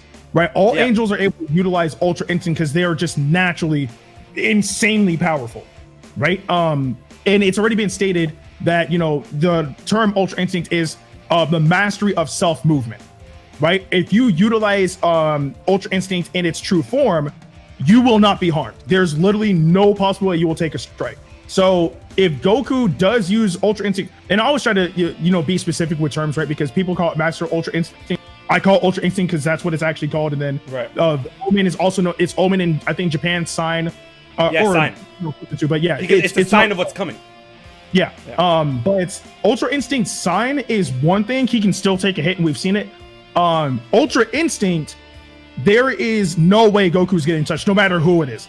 So if Superman were to fight Goku in Ultra Instinct, I'm pretty sure Superman will be able to take a hit, but he's not landing a single strike on Goku. There's no way. Right. Like, as long as Goku has that ability, he'll be fine. We've seen in the anime that it does have a drawback. In Heroes, he's trained with the Grand Priest, so he's able to use the ability without the drawback. So if he's to use Ultra Instinct, I think Ultra Instinct Goku might actually beat Superman. It just depends on how long the battle will last. Right. But Ultra Instinct Goku can definitely beat Superman. Man, we just had to get back to this conversation because I knew that it was going to be brought up. You know, that arc was just insane. That arc, I made a video on it way back in the day. I remember making a video on that shit. Jesus. That was a crazy, man. The debates online, Twitter, YouTube, it was so toxic, but I loved every second of it. Like, it was insane. And like, obviously I'm a Dragon Ball fan, so like I tried to stand Goku a little bit, but I was just like, nah, bro, like Superman's literally busted. Like, there's just no way. And then they made Ultra Instinct now, and it's just like, ooh. Oh, run it back. Like, oh my god. Well, I'd love to see a round 3. That'd be awesome. Yeah, they have to make a round 3. They have to. Come on. Death battle. Come on. Round 3. Goku has a new form. Guess who wants the run back? We all want the run back. Yikes. Man. So we've been talking for about more than an hour and a half on all things Dragon Ball. Now, is there a subject that you wanted to bring up while we're here in the 5th dimension? When it comes to Dragon Ball specifically, or anything off Dragon Ball. Wait, so you said something specific for Dragon Ball, or just anything? Anything that related to Dragon Ball. Okay, anything that's related to Dragon Ball. I don't know. Because like we've talked about movies, we've talked about the games, we've talked about the anime. But I have something completely unrelated to Dragon Ball that's stuck in my mind right now, just because I was looking at clips on it. For those of you, actually, a lot of people don't know this, but I'm actually an extremely huge Kingdom Hearts fan. Oh, here we I go. played every single game. I've 100%ed every single game. I know the lore, all that good stuff, right? And one thing that I want to figure out is, what do people think is the most difficult like secret boss, right? Because in Kingdom Hearts 2 we had Terra, right? In Birth by Sleep we had the crap. What do they call him in the game? I completely forgot. Oh, the unknown. Mysterious figure. No, wait, mysterious figure. Okay, mysterious figure. Yeah, mysterious figure was Birth by Sleep. Unknown was in Kingdom Hearts 1. Yeah. Yes, we had Unknown Kingdom Hearts 1. We had Mysterious Figure, No Hearts, and Armor of the Master in Birth by Sleep. And Vanitas Remnant. Vanitas. Oh, that battle was so cool. And then, of course, Kingdom Hearts 2, Terra, and Kingdom Hearts 3. Look, we've had plenty of difficult bosses, many years back. But that man, Yozora, though. Yozora! That man is drip incarnate. I fucking love him. I was hard all over for Yozora. Man, that battle was so good. And it's so satisfying when you beat him. Like, man, I have learned Lingering Will down to a T. But man, Yozora still gives me trouble. Man, I'm sure you guys know, and I don't think you've ever seen this in Ndukauba, but like beating Yozora, doing the what do you call them? Doing the data battles and fighting Yozora, it actually gave me carpal tunnel. I had to wear a brace on my hand. Yikes! Like it was, man. I think the fact that like with how Kingdom Hearts games are, it's like. You obviously have to learn how to fight the boss, right? No, like with Yozora, no, you gotta learn how to fight the boss. Like if you don't know what you're doing, you're gonna get annihilated. And especially when he leads off with his DM, I'm just like, oh man, I hate that shit. When they're like, when he starts with his DM, I'm like, nah, this run's dead. I'm just gonna, I'll die. He starts with his DM, I'm like, no, next run. All I'm saying is. Yozora is, in my opinion, the best secret boss we've ever had in the Kingdom Hearts series. Oh, easy. By a mile. By a long shot. People want to say, like, the mysterious figure is harder, but, like, here's the thing. The mysterious figure, people say it's harder, and a lot of people complain. And I would say a lot of people that are very much new to the concept of secret bosses being exceptionally stupid hard in the Kingdom Hearts series said that the organization and Yozora were poorly designed fights. They weren't. Osaka, you knocked it out of the park. You were sitting on that kind of magic, like whoa. But you have to understand, in Birth by Sleep, mysterious figure was a poorly designed fight. That was a poorly designed, busted fight. So I really don't count it in like, what's the best and hardest fight secret boss fights in Kingdom Hearts. Like, no, I don't count the mysterious figure from Birth by Sleep because that fight was literally it was a broken fight. It's not unfinished, but it was a poorly designed fight, so I don't count it. But Yozora, miles ahead. Lingering Will would be number 2, but miles ahead of Lingering Will. Man, even though Lingering Will is a great battle, the only reason why I don't put it in like the top fights is because he gets cheesed easily, and I'm pretty sure people know the method, but for those who don't, literally negative combo Fenrir, right? And you can cheese Lingering Will. But with Yozora, I don't think you can cheese Yozora. Like, you actually got to know what to do. Now, Yozora builds up his revenge meter like actually really, really fast and stuff. And I think the only weapon that can bypass, because like a lot of people's been fighting, and a lot of people's been trying to get understanding of him. I think the only weapon that can bypass his revenge meter is the what do you call him? The double form combo finisher. The double form combo finisher. It bypasses his revenge values. And then you can do another combo after that. But that's the only thing. Really? Yeah. All right. And then you can't skip his DM. There's no way you can skip his DM. There's other fights in Kingdom Hearts 3 where you can skip DMs. I've skipped Terra Xehanort's DM. I've skipped Vanitas' DM. That shit was so funny. I skipped Larxine's DM. I skipped Zigbar's DM, and I skipped what do you call him? And I skipped Dark Riku's DM. Man, fuck Dark Riku. Like, I hate that boss fight so much. Man, good boss fight, but I hate it. but there's no way to skip Yazora's DM. There's no way. There's one battle from the DLC that I genuinely thought was hard until I realized, wow, I really just did this the hard way. Was Sayax. Because I'm just like, at first, like, you know, when I was first attempted, I was like, oh, this battle is so hard. And, you know, some of his moves are unblockable. You know, like it was either pink or like purple attacks. But there are certain portions when he's going berserk, I didn't know you can still combo him. So I'm out here dodge rolling, flying away, doing all that kind of just trying to survive until his berserk meter goes down. And it's just like, wow, I just played this battle on hard mode for no reason. You need to understand. When I fought Sayax in Kingdom Hearts 3 Remind, when I fought Sayax, there's the strategy I use, and I only use it for Sayax. I want to run through him. I just went for it. I was like, yo, fuck danger, fuck everything else. I just want to run through him, and it worked out for me. You know, like it was literally just two bulls running at each other, and it worked out for me. Trying to play it safe against a fight like Sayax does not work. It doesn't. You know, because like more than half of his moves are unblockable. I'm like, yo, fuck this. I'm going for it. Like shit.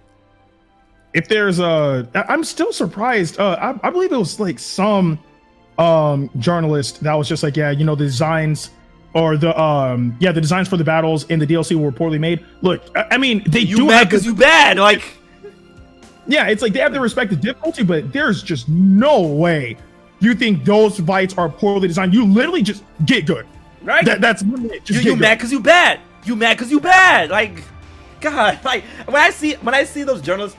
And I like the same. I think the same dude that complained. There was a dude that complained about the fights. He was the same guy who couldn't figure out how to how to double jump dash in Cuphead.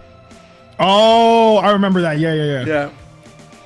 It's so sad, man. It's just if they just took the time to actually like, you know, play the games and like, you know, actually understand the mechanics, learn how to adapt, and be able to actually, you know, prevail, it'd be a different story. Like even with some characters that have like some like I call it cheese, but it's like, you know, you can still get past it. Like the data battles of Master Xehanort and Shion, they cripple your health. Like you would have oh dude, like, I love that mechanic so much. The health shredding was such a cool mechanic that they added to Remind. Like Shion, Master Xehanort, and Yuzora all have health shredding, and that shit is so good. Cause like, yo, if you don't get good, you gonna get gone. That's what's gonna happen. Like I love it. That's the ultimate get good. Like literally, if you get hit by all those attacks to the point where you literally just have 1 HP, nah, bro, you deserve that. Like get good, adapt, beat the opponent. Right, you better hurry up. You better either use an elixir or you better use a form really quick, because like the forms like take away the health shredding.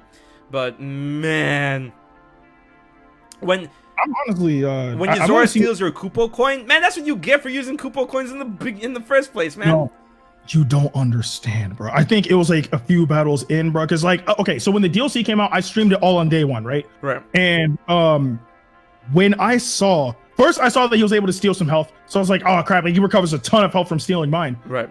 And then he snatched my Kupo coin. Oh my god! Like I'm actually happy that when he did so, I never beat him to the point where he was actually able to use it, because I would have cried. But when I found out he can steal it, I was like, you know what? I'm just not gonna bring one in. Why? It doesn't help me at all. So, but then I realized like dodge that move is actually really easy. So, man, and you know what's funny? I don't even dodge that move. I shred through it. Really? Yeah. So it's a secret I actually taught Sky, and I figured it out on my own. Now, in order to shred through it, you're gonna you have to sacrifice like a little portion of health. That's it, right? So when he prepares that move where he steals your shit, like when he gets you into like the traction beam or whatever, when he's floating up, like let him float around like 2 seconds, and then he's gonna zip to you again in order to activate it. When you notice that he's about to zip or whatever, you slow down time using shot lock, and then it slows down the time, and that'll give you enough time to anticipate when he actually activates the move. When he activates the move, you're gonna notice that his arrow gun is gonna flash a huge flash of red. When that happens, you use air step to zip through him, and then you use a sliding stinger in order to in order to attack him. When that happens, he will only take a little bit of health. He will not take items, and you'll be able to shred through the move, stopping him, and then you can combo him after that. Oh my. Yeah. I'm gonna have to see that in action. But if there's one last thing, I want to talk about the DLC. Yeah. I don't know what they did, right? I don't know why they didn't let this person do what they could in the actual base game, especially for the final boss. But Yoko Shimomura snapped. They must have did something, bro. Like, she was playing no games when she made Yozora's music. Man. Oh my god. Like, I promise you, that building was on fire, bro. Dude. She was going off. Oh my god. This is a conversation. Nomura's all like, hey, you remember that you remember how you, what do you call it? Remember how you composed Final Fantasy 15 because I asked you to, and then I got kicked off the project? And she's like, yeah, I'm still mad about that. And then Nomura just he just bust out piano and go off. And then just he was done. Oh my god. Oh man, that music is so strong. Jeez. And like, of course, the atmosphere of like being on top of that building, oh my god, it's so perfect. It's literally perfect. I love Yoko Shimomura, man. Queen. Like, she makes amazing. Heck, even in Xenoblade, she makes fantastic music. She's a whole queen. Yeah, she's actually. She also composed the Mario and Luigi games, right? Really? Yeah. Huh.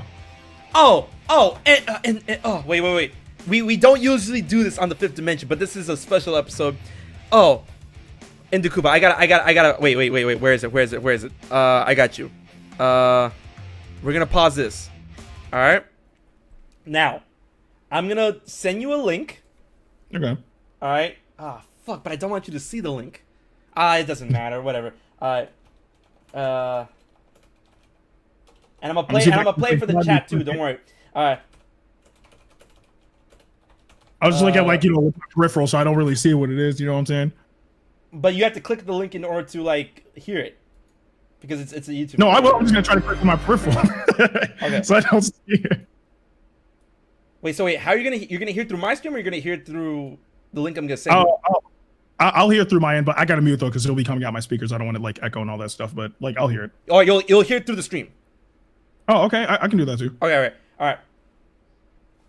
Ladies and gentlemen, Yoko Shimomura, all right?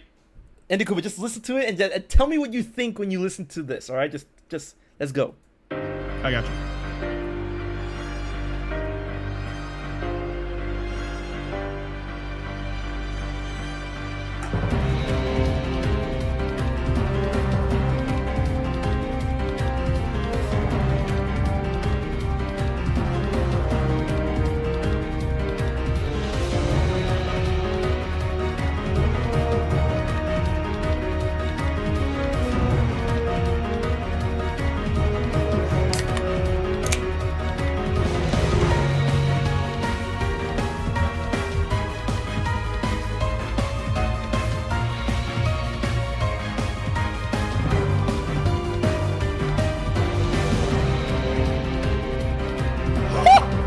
Oh my! What is that? What is this? You haven't got the best part. Wait for the best part. Wait for it.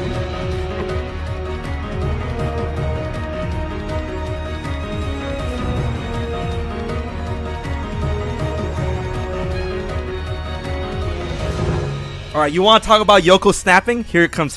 Wait for it.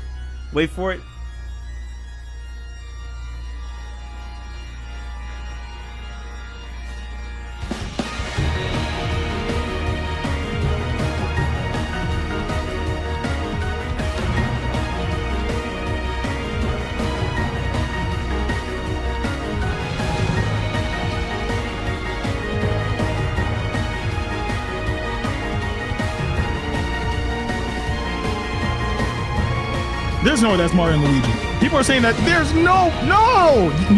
Everyone in the chat is lying. There's no way that's Kingdom Hearts. All right, that's a secret boss battle that we haven't been able to like fight against yet. There's no way that is Mario and Luigi. There is no way. There's no way. That's correct. What? This song is so flame.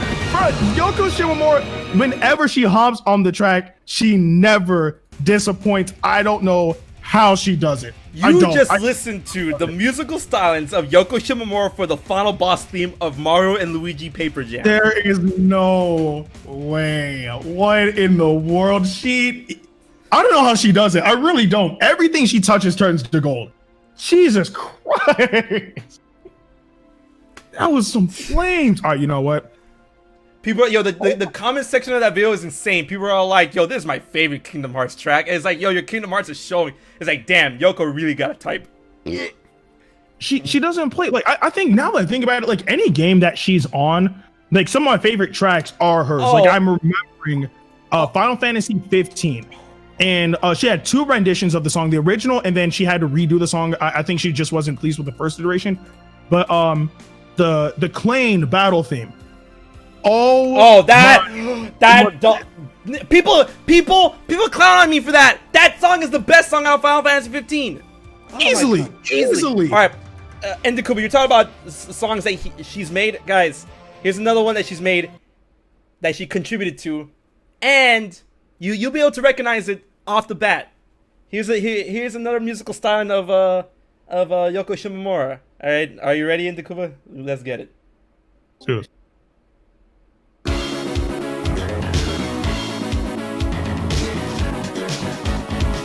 No, there's no way she made Guile's theme. Are you serious? She made Guile's theme. What? There's no way she made Guile's. That song is God tier. Why do you think it's God tier? I never knew that. She really made Guile's theme. She composed Street Fighter 2.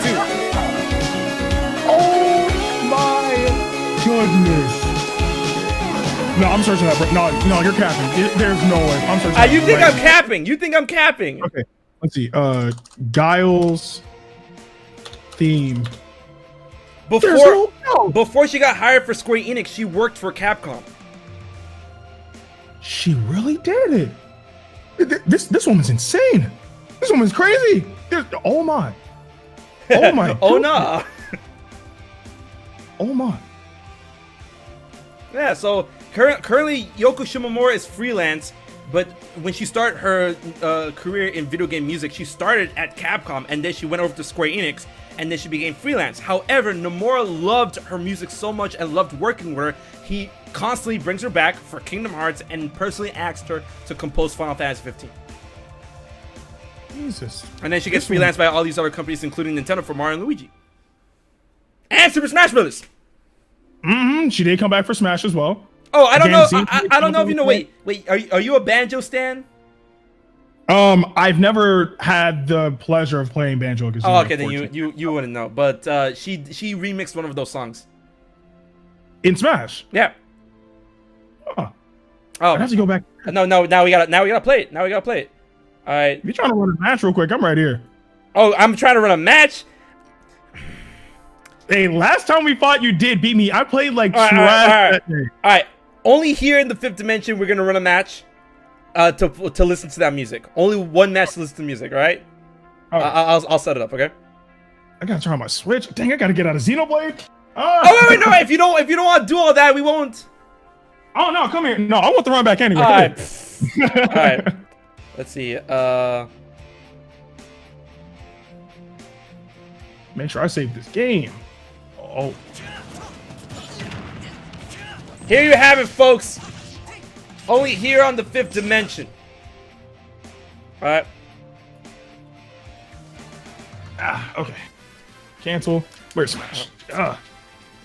I will redeem myself. I will make all of you proud. Okay. Only here in the 5th dimension will I, Ndukauba, redeem myself. We'll see about that. Only here, but all right. Okay. Hold on.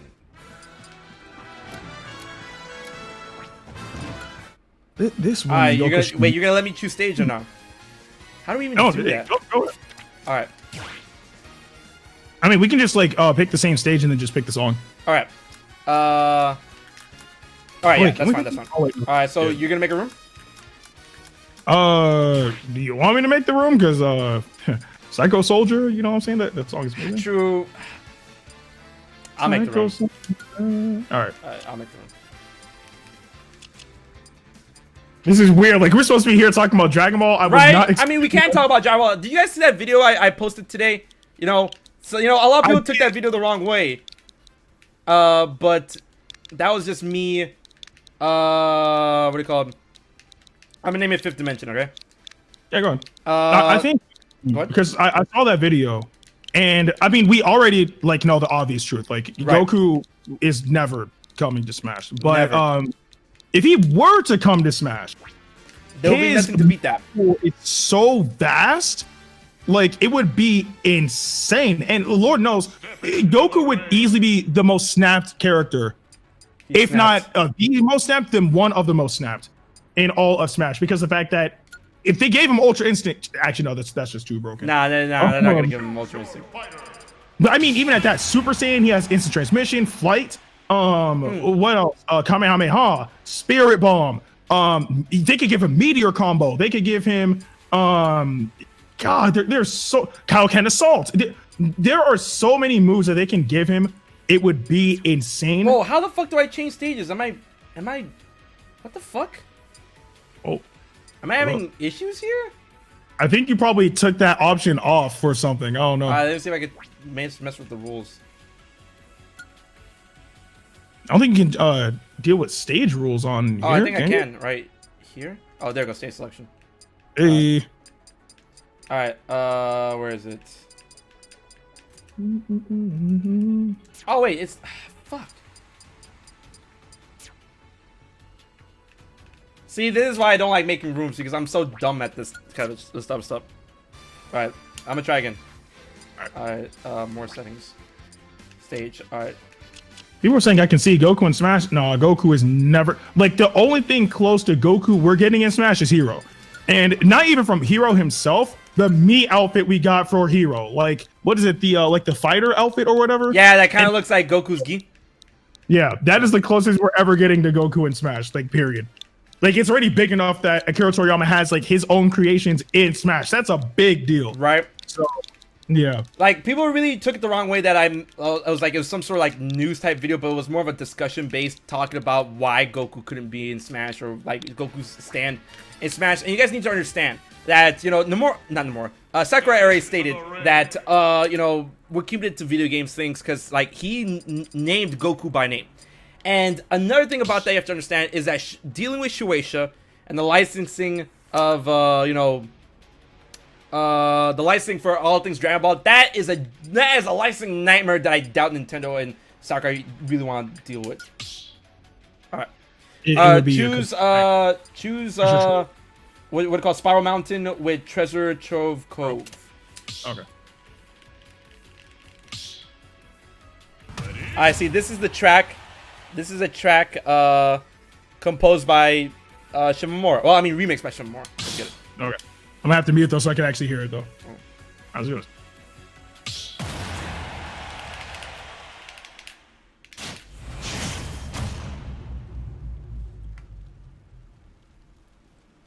This is Yoko. 3, 2, 1, go!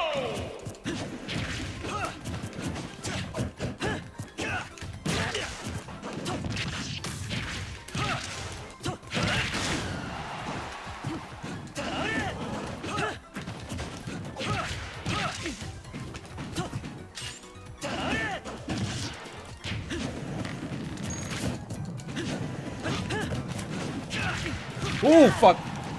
Oh, my God. God, why are Ike's aerials like this? Who decided to, like, okay, let's give Ike some, like, let's give Ike some cool aerials.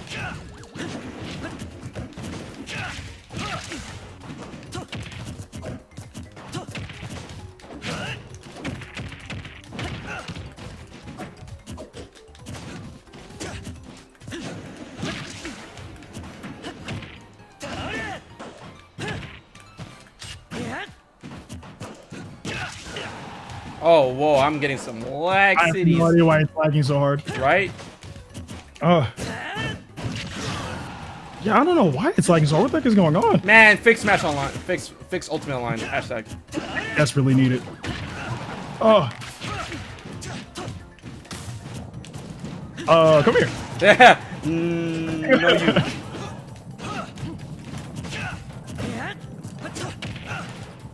I timed that so poorly. Ooh, that Matt. Oh my god. Okay, no. You know what we say in the chat? You know what we always say in the chat? Never surrender. All right. Ah, that should have broken the shield. Just surrender? Nope. Goodbye. What was I thinking? Okay. And forward smash at 20%. What is this? I was like, don't drop the bomb. Drop the bomb. Drop the bomb. What are you doing, man? Drop the bomb. I dropped it the wrong way.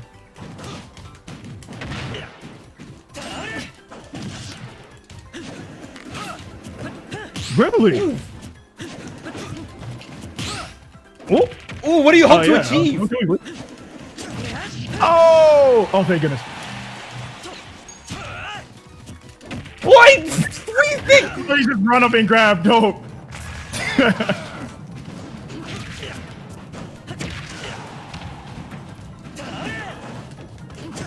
Oh my god, why is Ike so scary in the air? You shouldn't be able to jump with all that armor.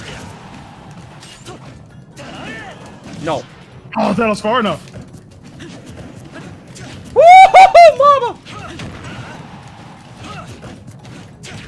Oh, come on, no! Damn it. Woo! I redeemed myself. I'll take it. Alright, so that was the Yoko Shimomura thing. You know, I just really wanted to play a game with Ndukauba. That didn't really count. No. Now we'll get our run back on Sunday. Yeah. Because, you know, smashing Sundays. But, yeah, so, I think, yeah, we finally hit the 10 o'clock mark. So, I mean, I think it is time for me to go. Wait, what? I think it's time for me to go ahead and, you know, a huge moment that you all been waiting for. I'm going to announce live those who have been approved to enter the 5th dimension. Now, if you haven't been approved, that means you've either been denied or that you're pending. I'm not going to go out and put you guys on blast if you're pending or have been denied. I will send you emails individually giving the reason for either denial or the reason why you're pending.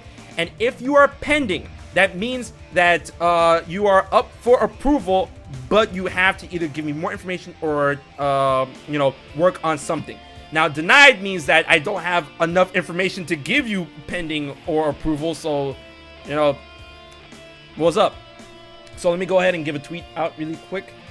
And we are about to announce those that will enter the 5th dimension. And also, guys, upon entering the 5th dimension stream team, you will gain access to the Discord server that I run, which you're able to introduce and promote your streams in a very special Discord channel. So consider that. Enter the 5th dimension live now. Come on down. Okay.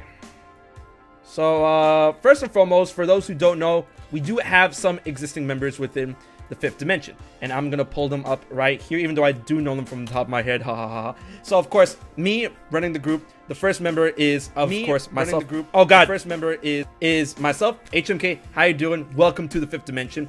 Of course, my co-host here for this stream, Ndukauba, is also part of the 5th dimension. You should definitely check out his streams. He's a great friend, great streamer, and I'm so glad how far you've come since those days of Smash back in the day, boy. Oh my god. Thank you. Oh my goodness. So I thank him so much for entering the 5th dimension. I invite him personally to the team. And then we also have other members that include Smelly Octopus, Octo, my boy, Octavio. You know him as a guy who deals a lot with Kingdom Hearts Union Cross and gacha games, and he does a lot more streaming otherwise and whatnot. And he's actually live now, so you should definitely check it out on the Twitch page, the Twitch team 5th dimension page. Gabby and Zelda and Gabby, can you go ahead and spam the Twitch team 5th dimension page in the chat, please? It should be twitch.tv/teams/the 5th dimension. Also, we have my boy Game Boy Lad, who's also part of the 5th dimension. He deals with all types of awesome RPGs, and you should definitely give him a shot. He's also live right now. And then, of course, my brother, my actual brother, Virtuoso, who deals with a lot of card games, which include Pokemon, trading card game, and The Legends of Runeterra. And we're rounding off the members with Stealth 40K, who streams a lot Nintendo and RPG games. Another good friend of mine that I invited to the Fifth Dimension. So those are we were originally known as the first 5, but then with Stealth we were the first 6. Now, drum roll! Here we go. People that have been approved. Let us get it. All right. Now, I'm going to read them off, and I'm going to also read off ways that I feel you can improve your stream. But you have been approved to enter the Fifth Dimension. Here we go. First and foremost on the approval list, twitch.tv/Omega Winged Zero. You do a great job with your stream so far. You definitely need more recognition. I love what you're doing with your branding and whatnot. My advice to you to continue and grow is to talk more on your streams. You know, it's always good to keep the conversation going. Learn to talk to yourself, bring someone on, talk with others. Congratulations, you are part of the Fifth Dimension. All right, oh my God, give me a second. Had to rehydrate. Right, I have to hydrate. All right, next up, twitch.tv/ I'm gonna butcher this name, but I'm gonna go Denova.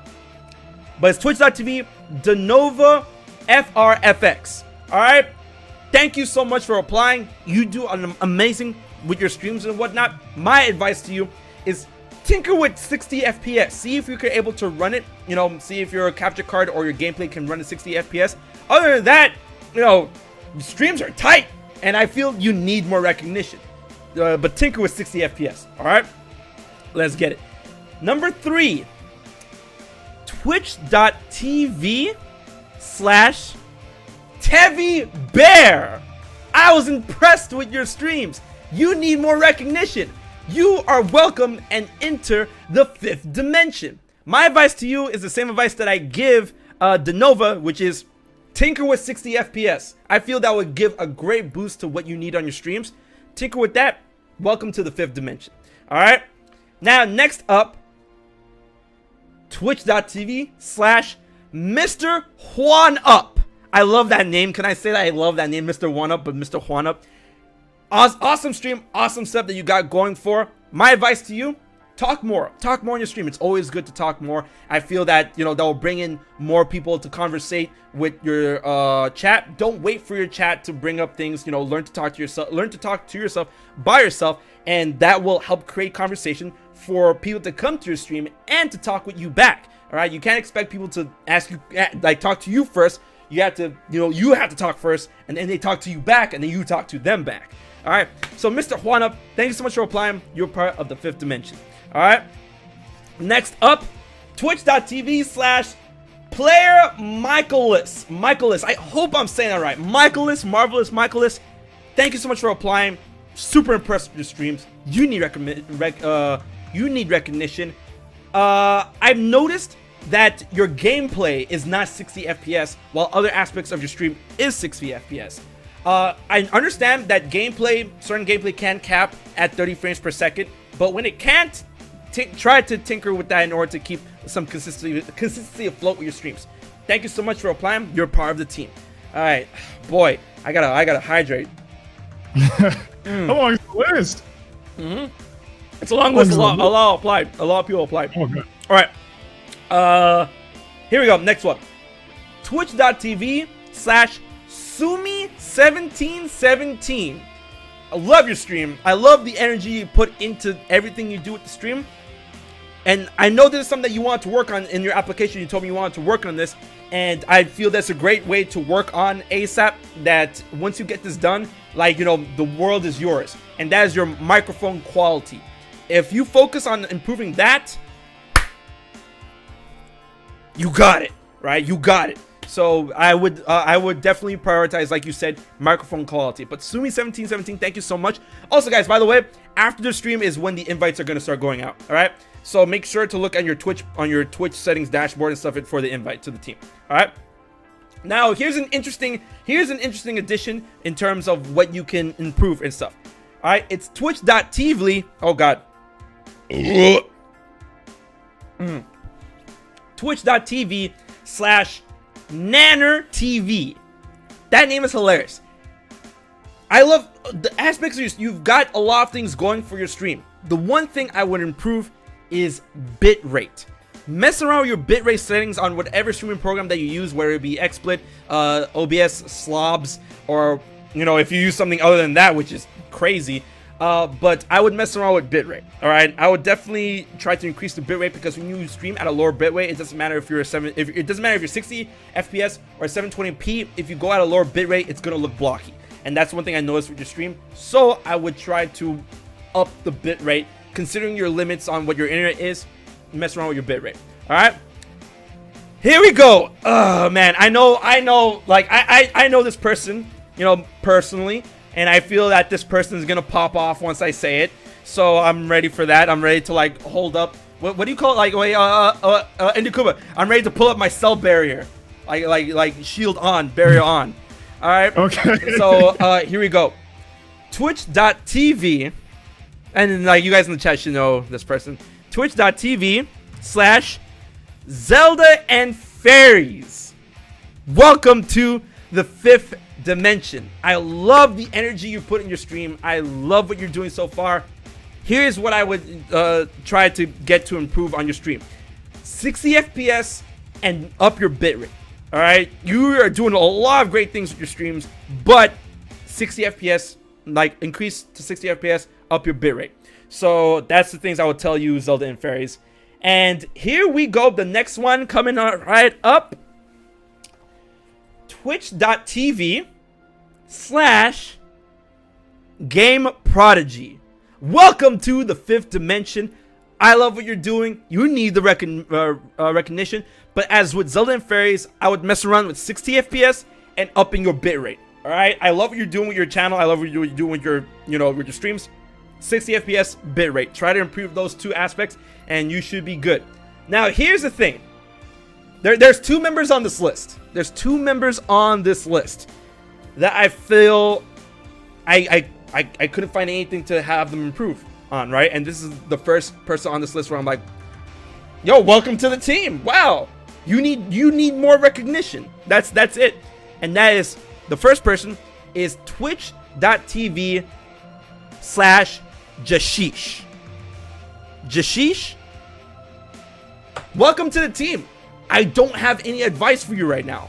You're doing a lot of things right, and I feel like, considering with all of the things that you're doing right, I feel like how do you not have more recognition? So welcome to the team, Jashish. All right, next up is, yo, I feel so bad for Ndukauba. Like, he's just like sitting there, is all like, no, I'm here just bullying. Like, I'm just listening to everybody who's getting, like, you know, to be a part of the 5th dimension, not the 4th. Thank you. You're doing it. You're doing it. Because I was telling my brother this, and all right, for those entering the 5th dimension, here's a little rule, like, as we go on. But I'm glad you're doing it, because you picked up on it. Every time, like, you don't have to outwardly promote the 5th dimension in your streams. That was not part of the rules or anything like that. Of course, it's encouraged. But whenever you bring up the 5th dimension, you have to say the 5th dimension in an exaggerated way. And Ndukauba picked up on that instantly. I mean, if I want to over exaggerate it, instead of just saying the 5th dimension, I can the 5th dimension. Yes. What? That's crazy. Hello. That's poggers. All right, so consider that. Also, Super Guy, no, you don't have to pay to sign up. If you see any Twitch team that you actually have to pay to be a part of, I steer clear from that, bro. Steer clear from that. I would never recommend that. Never have to pay to like be a part of like a Twitch team. That's no. No, exactly. So, moving on. The next person on this list, Twitch.tv/The Dawn Waltz. I love your stream. You need more recognition. You only have one thing I feel that you should work on. And I was like, every time I'm looking over all these streams to approve and deny people, and I'm looking at your thing and I'm like, approve, but talk more. Talk. I understand that it's you know, sometimes it's hard to get over that, but like, I loved it. Like, every time you talked, I'm like, just talk more. What are you doing? Talk. Express yourself. Yeah, express yourself. So, welcome to the team. Please talk more. All right. Next up on the list, Twitch.tv/MTTN gameplays. Awesome stream. You talk. Great gameplay. Great setup. Great bitrate. Next thing, my advice, next thing that you want to invest more, personally, like, you don't have to. I would invest in a camera. Invest in a camera. You know, invest. The next thing you do, invest in the camera. Right.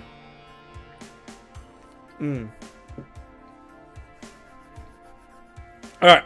Next up is Twitch.tv. I'm gonna butcher this name. All right. I believe in you. All right. Twitch.tv/Kai Stapes. Kai Stapes. Twitch.tv/Kai Stapes. I love what you're doing with your stream. I love the transitions and everything like that. Talk more.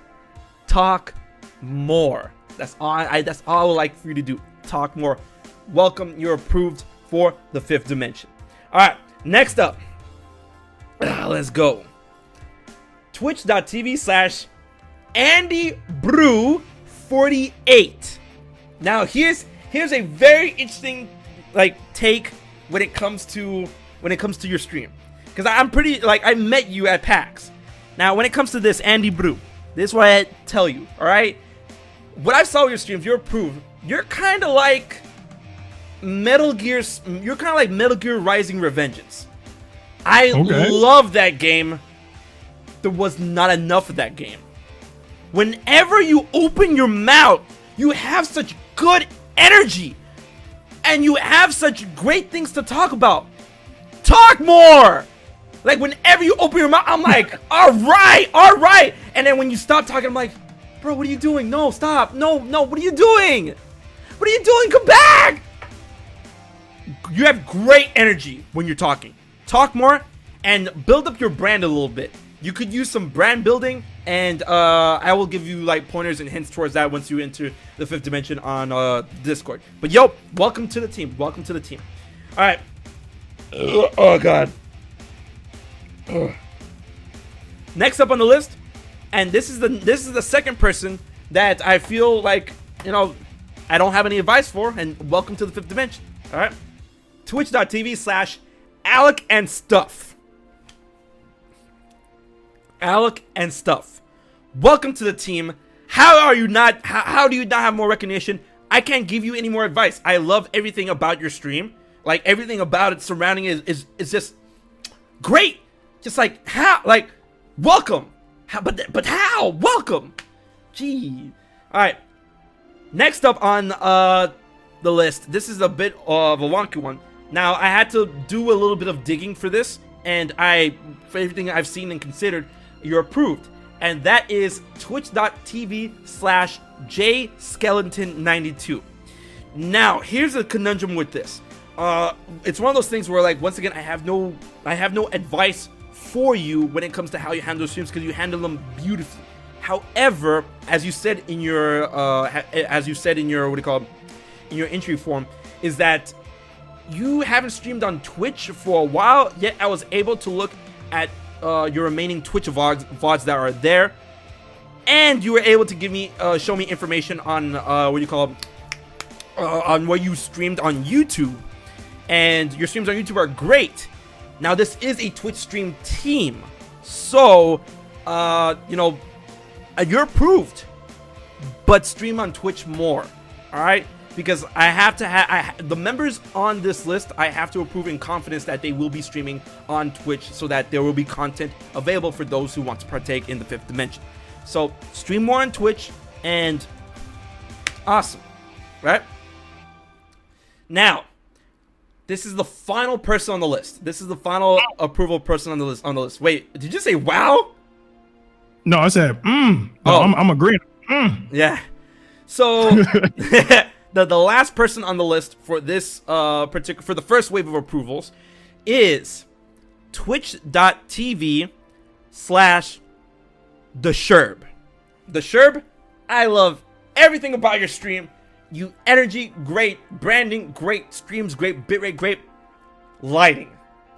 You need to improve your lighting, especially since you do a lot of streams that are centric around your camera. You have to improve your lighting. All right? That's something that will take, you guys need to understand, lighting will take you so far if you get it right. You have to understand that. So invest in a lamp. It doesn't even have to be like something that high end, like a big diffusion, a lighting diffusion box, or a big anything like that. Yo, get a lamp. If you can afford a lamp, get a lamp. Take the top off. Put in a soft daylight. Wait, no. Yeah, soft daylight bulb. The blue one. Put that in, and you're good to go. Put that right in front of your face. You're good to go. If that's a start, that's the start. All right. But there you have it. Everyone that has been approved so far for the 5th dimension. Approvals, the 5th dimension does not close. It gets bigger. It only expands, right? Those who got denied, I'm not going to say who got denied on stream, or those who are pending on stream. I will send them individual emails throughout tomorrow, giving reason on why they were not approved, why they were denied, or why they're pending. And a lot of issues, and I'm telling you right now, for those who got denied, it's almost all for all for the same thing. And that's one of two things. Either one, you haven't streamed, or two, you have not filled out enough information for me to know, give you a pending approval or anything like that. That's it. I haven't denied anyone based on their, streaming setup or anything like that. I've only denied people because I don't have enough information to go off approval. Like you either haven't given me all of the info or you haven't streamed. How am I supposed to know to approve you if there's no VODs or anything available for me to see how your stream is? You have to consider that. Those are pending right now. I will send emails on stuff that are on things that can be approved or fixed off the bat, so we can get your approval on the road. And there you have it. Now I have a lot of emails to send tonight. That's what I have to do after the stream. But I was gonna ask, is there a way I can just say a quick thing to everybody who managed to make it into? Oh, go for it, man! You're here. You have the floor. Go for it. Oh, okay, so if there's one thing that I want to actually say to everyone, and also to a specific person in chat, because she's actually here, checking out both of us for the stream as well. Right. So hopefully you take this start too. You know who you are. But what I will say is, content creation as a whole is it's an amazing thing, right? Truthfully speaking, I do think that absolutely anybody can be a content creator, but there are ways in order to stand out from the rest. And one of the biggest things would be yourself. And I completely understand, when you're first starting out, or if you've been in the game for a while, but you're still kind of finding your footing, because, we don't know how people will perceive us, if they'll actually be interested in our content, this and that. I completely understand. Heck, I mean, even to this day, I still have my very first videos on my channel of when I was first starting out. And I keep it there as a reminder to see how far I've come, right? Absolutely be yourself. If you're loud, be loud. If you're quiet, actually, you can actually make advantage of being quiet. Shouts to ASMR. If you're energetic, be energetic. Or if you're calm and reserved and more I would say intellectual, analytical, or whatever the case may be that. Be yourself. Because at the end of the day, truthfully speaking, you can play any game that you want, but the goal is to have people be there for you. That way, at the end of the day, it doesn't matter what you do, people always come through because they enjoy you. So, just be yourself, stay consistent, and love what you do. Because the last thing that you want to do is make content that you don't enjoy, right? Always love what you do.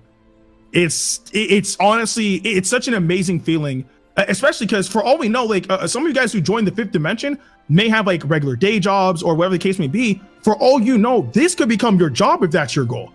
And personally speaking, as a full-time content creator, it is one of the most liberating experiences ever to be able to say, I work for myself. I wake up, I make videos. That's my job. Or even with this, if you're a streamer, you wake up and you stream. That's your job. It's an awesome feeling. So, but in order to do all of that, you have to take that first step. You can't be shy. You gotta, it's time to become fearless. It's time to take that first step and make yourself known. If there's one thing that I follow by, it's that everyone starts off nameless. Everyone starts off nameless. It is up to you to make a name for yourself and make people remember. So it's this is the time. This is the time. If you see this as your first step, use it as that driving force and make it into something. But yeah, that's my advice to you guys. Just never give up, keep on trying, and if you're able to make this into a job, bro, you're gonna love it, bro. Hey, look, bro, waking up at like 5 p.m., you know what I'm saying? Just like, I'm just gonna stream today. Godlike. One thing I would like to add on top of that, you guys need to understand this like everything Ndukauba has said is true, and this is something to add on top of that will help. I hope it will help ring even louder. You need to understand, it takes a lot more energy being someone you're not than who you really are, and you have to understand that. All right, it takes a lot less energy being who you are. If you're trying to be someone you're not, that's a lot of energy. That's a lot of energy wasted. So, on that note, so my fiance wanted to show me this. I'm like, yo, this is perfect to like end off the stream. Yo, Ndukauba, look what she. I don't know where she got this. And I'm like, what the fuck? Check it out. Oh. Is that what wait? Oh, that's actually kind of clean. Hold on. Fuck. Am I doing it right? There you go. Hey, there so you go. one side is Goku and the other one is Super Saiyan Blue Goku? Yeah. Okay, hold on. I gotta make sure. Is this mic working? Hey, Hello? umbrella. Yeah. Can I have one? Thanks. Okay. I don't know where she got this from, but she's like, yo, look what I got. I'm like, yo, that's perfect for the stream. What the fuck? That's actually mad clean. I really do want that. Oh my god. I don't know where she got it. I have to find out about that later.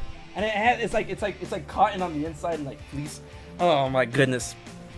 But yeah, once again, big congratulations to all those who are entering the 5th dimension. And I gotta say, big thanks to my bro Ndukauba for being here on this awesome episode that I was able to welcome more into the Twitch team. And it's all up from here.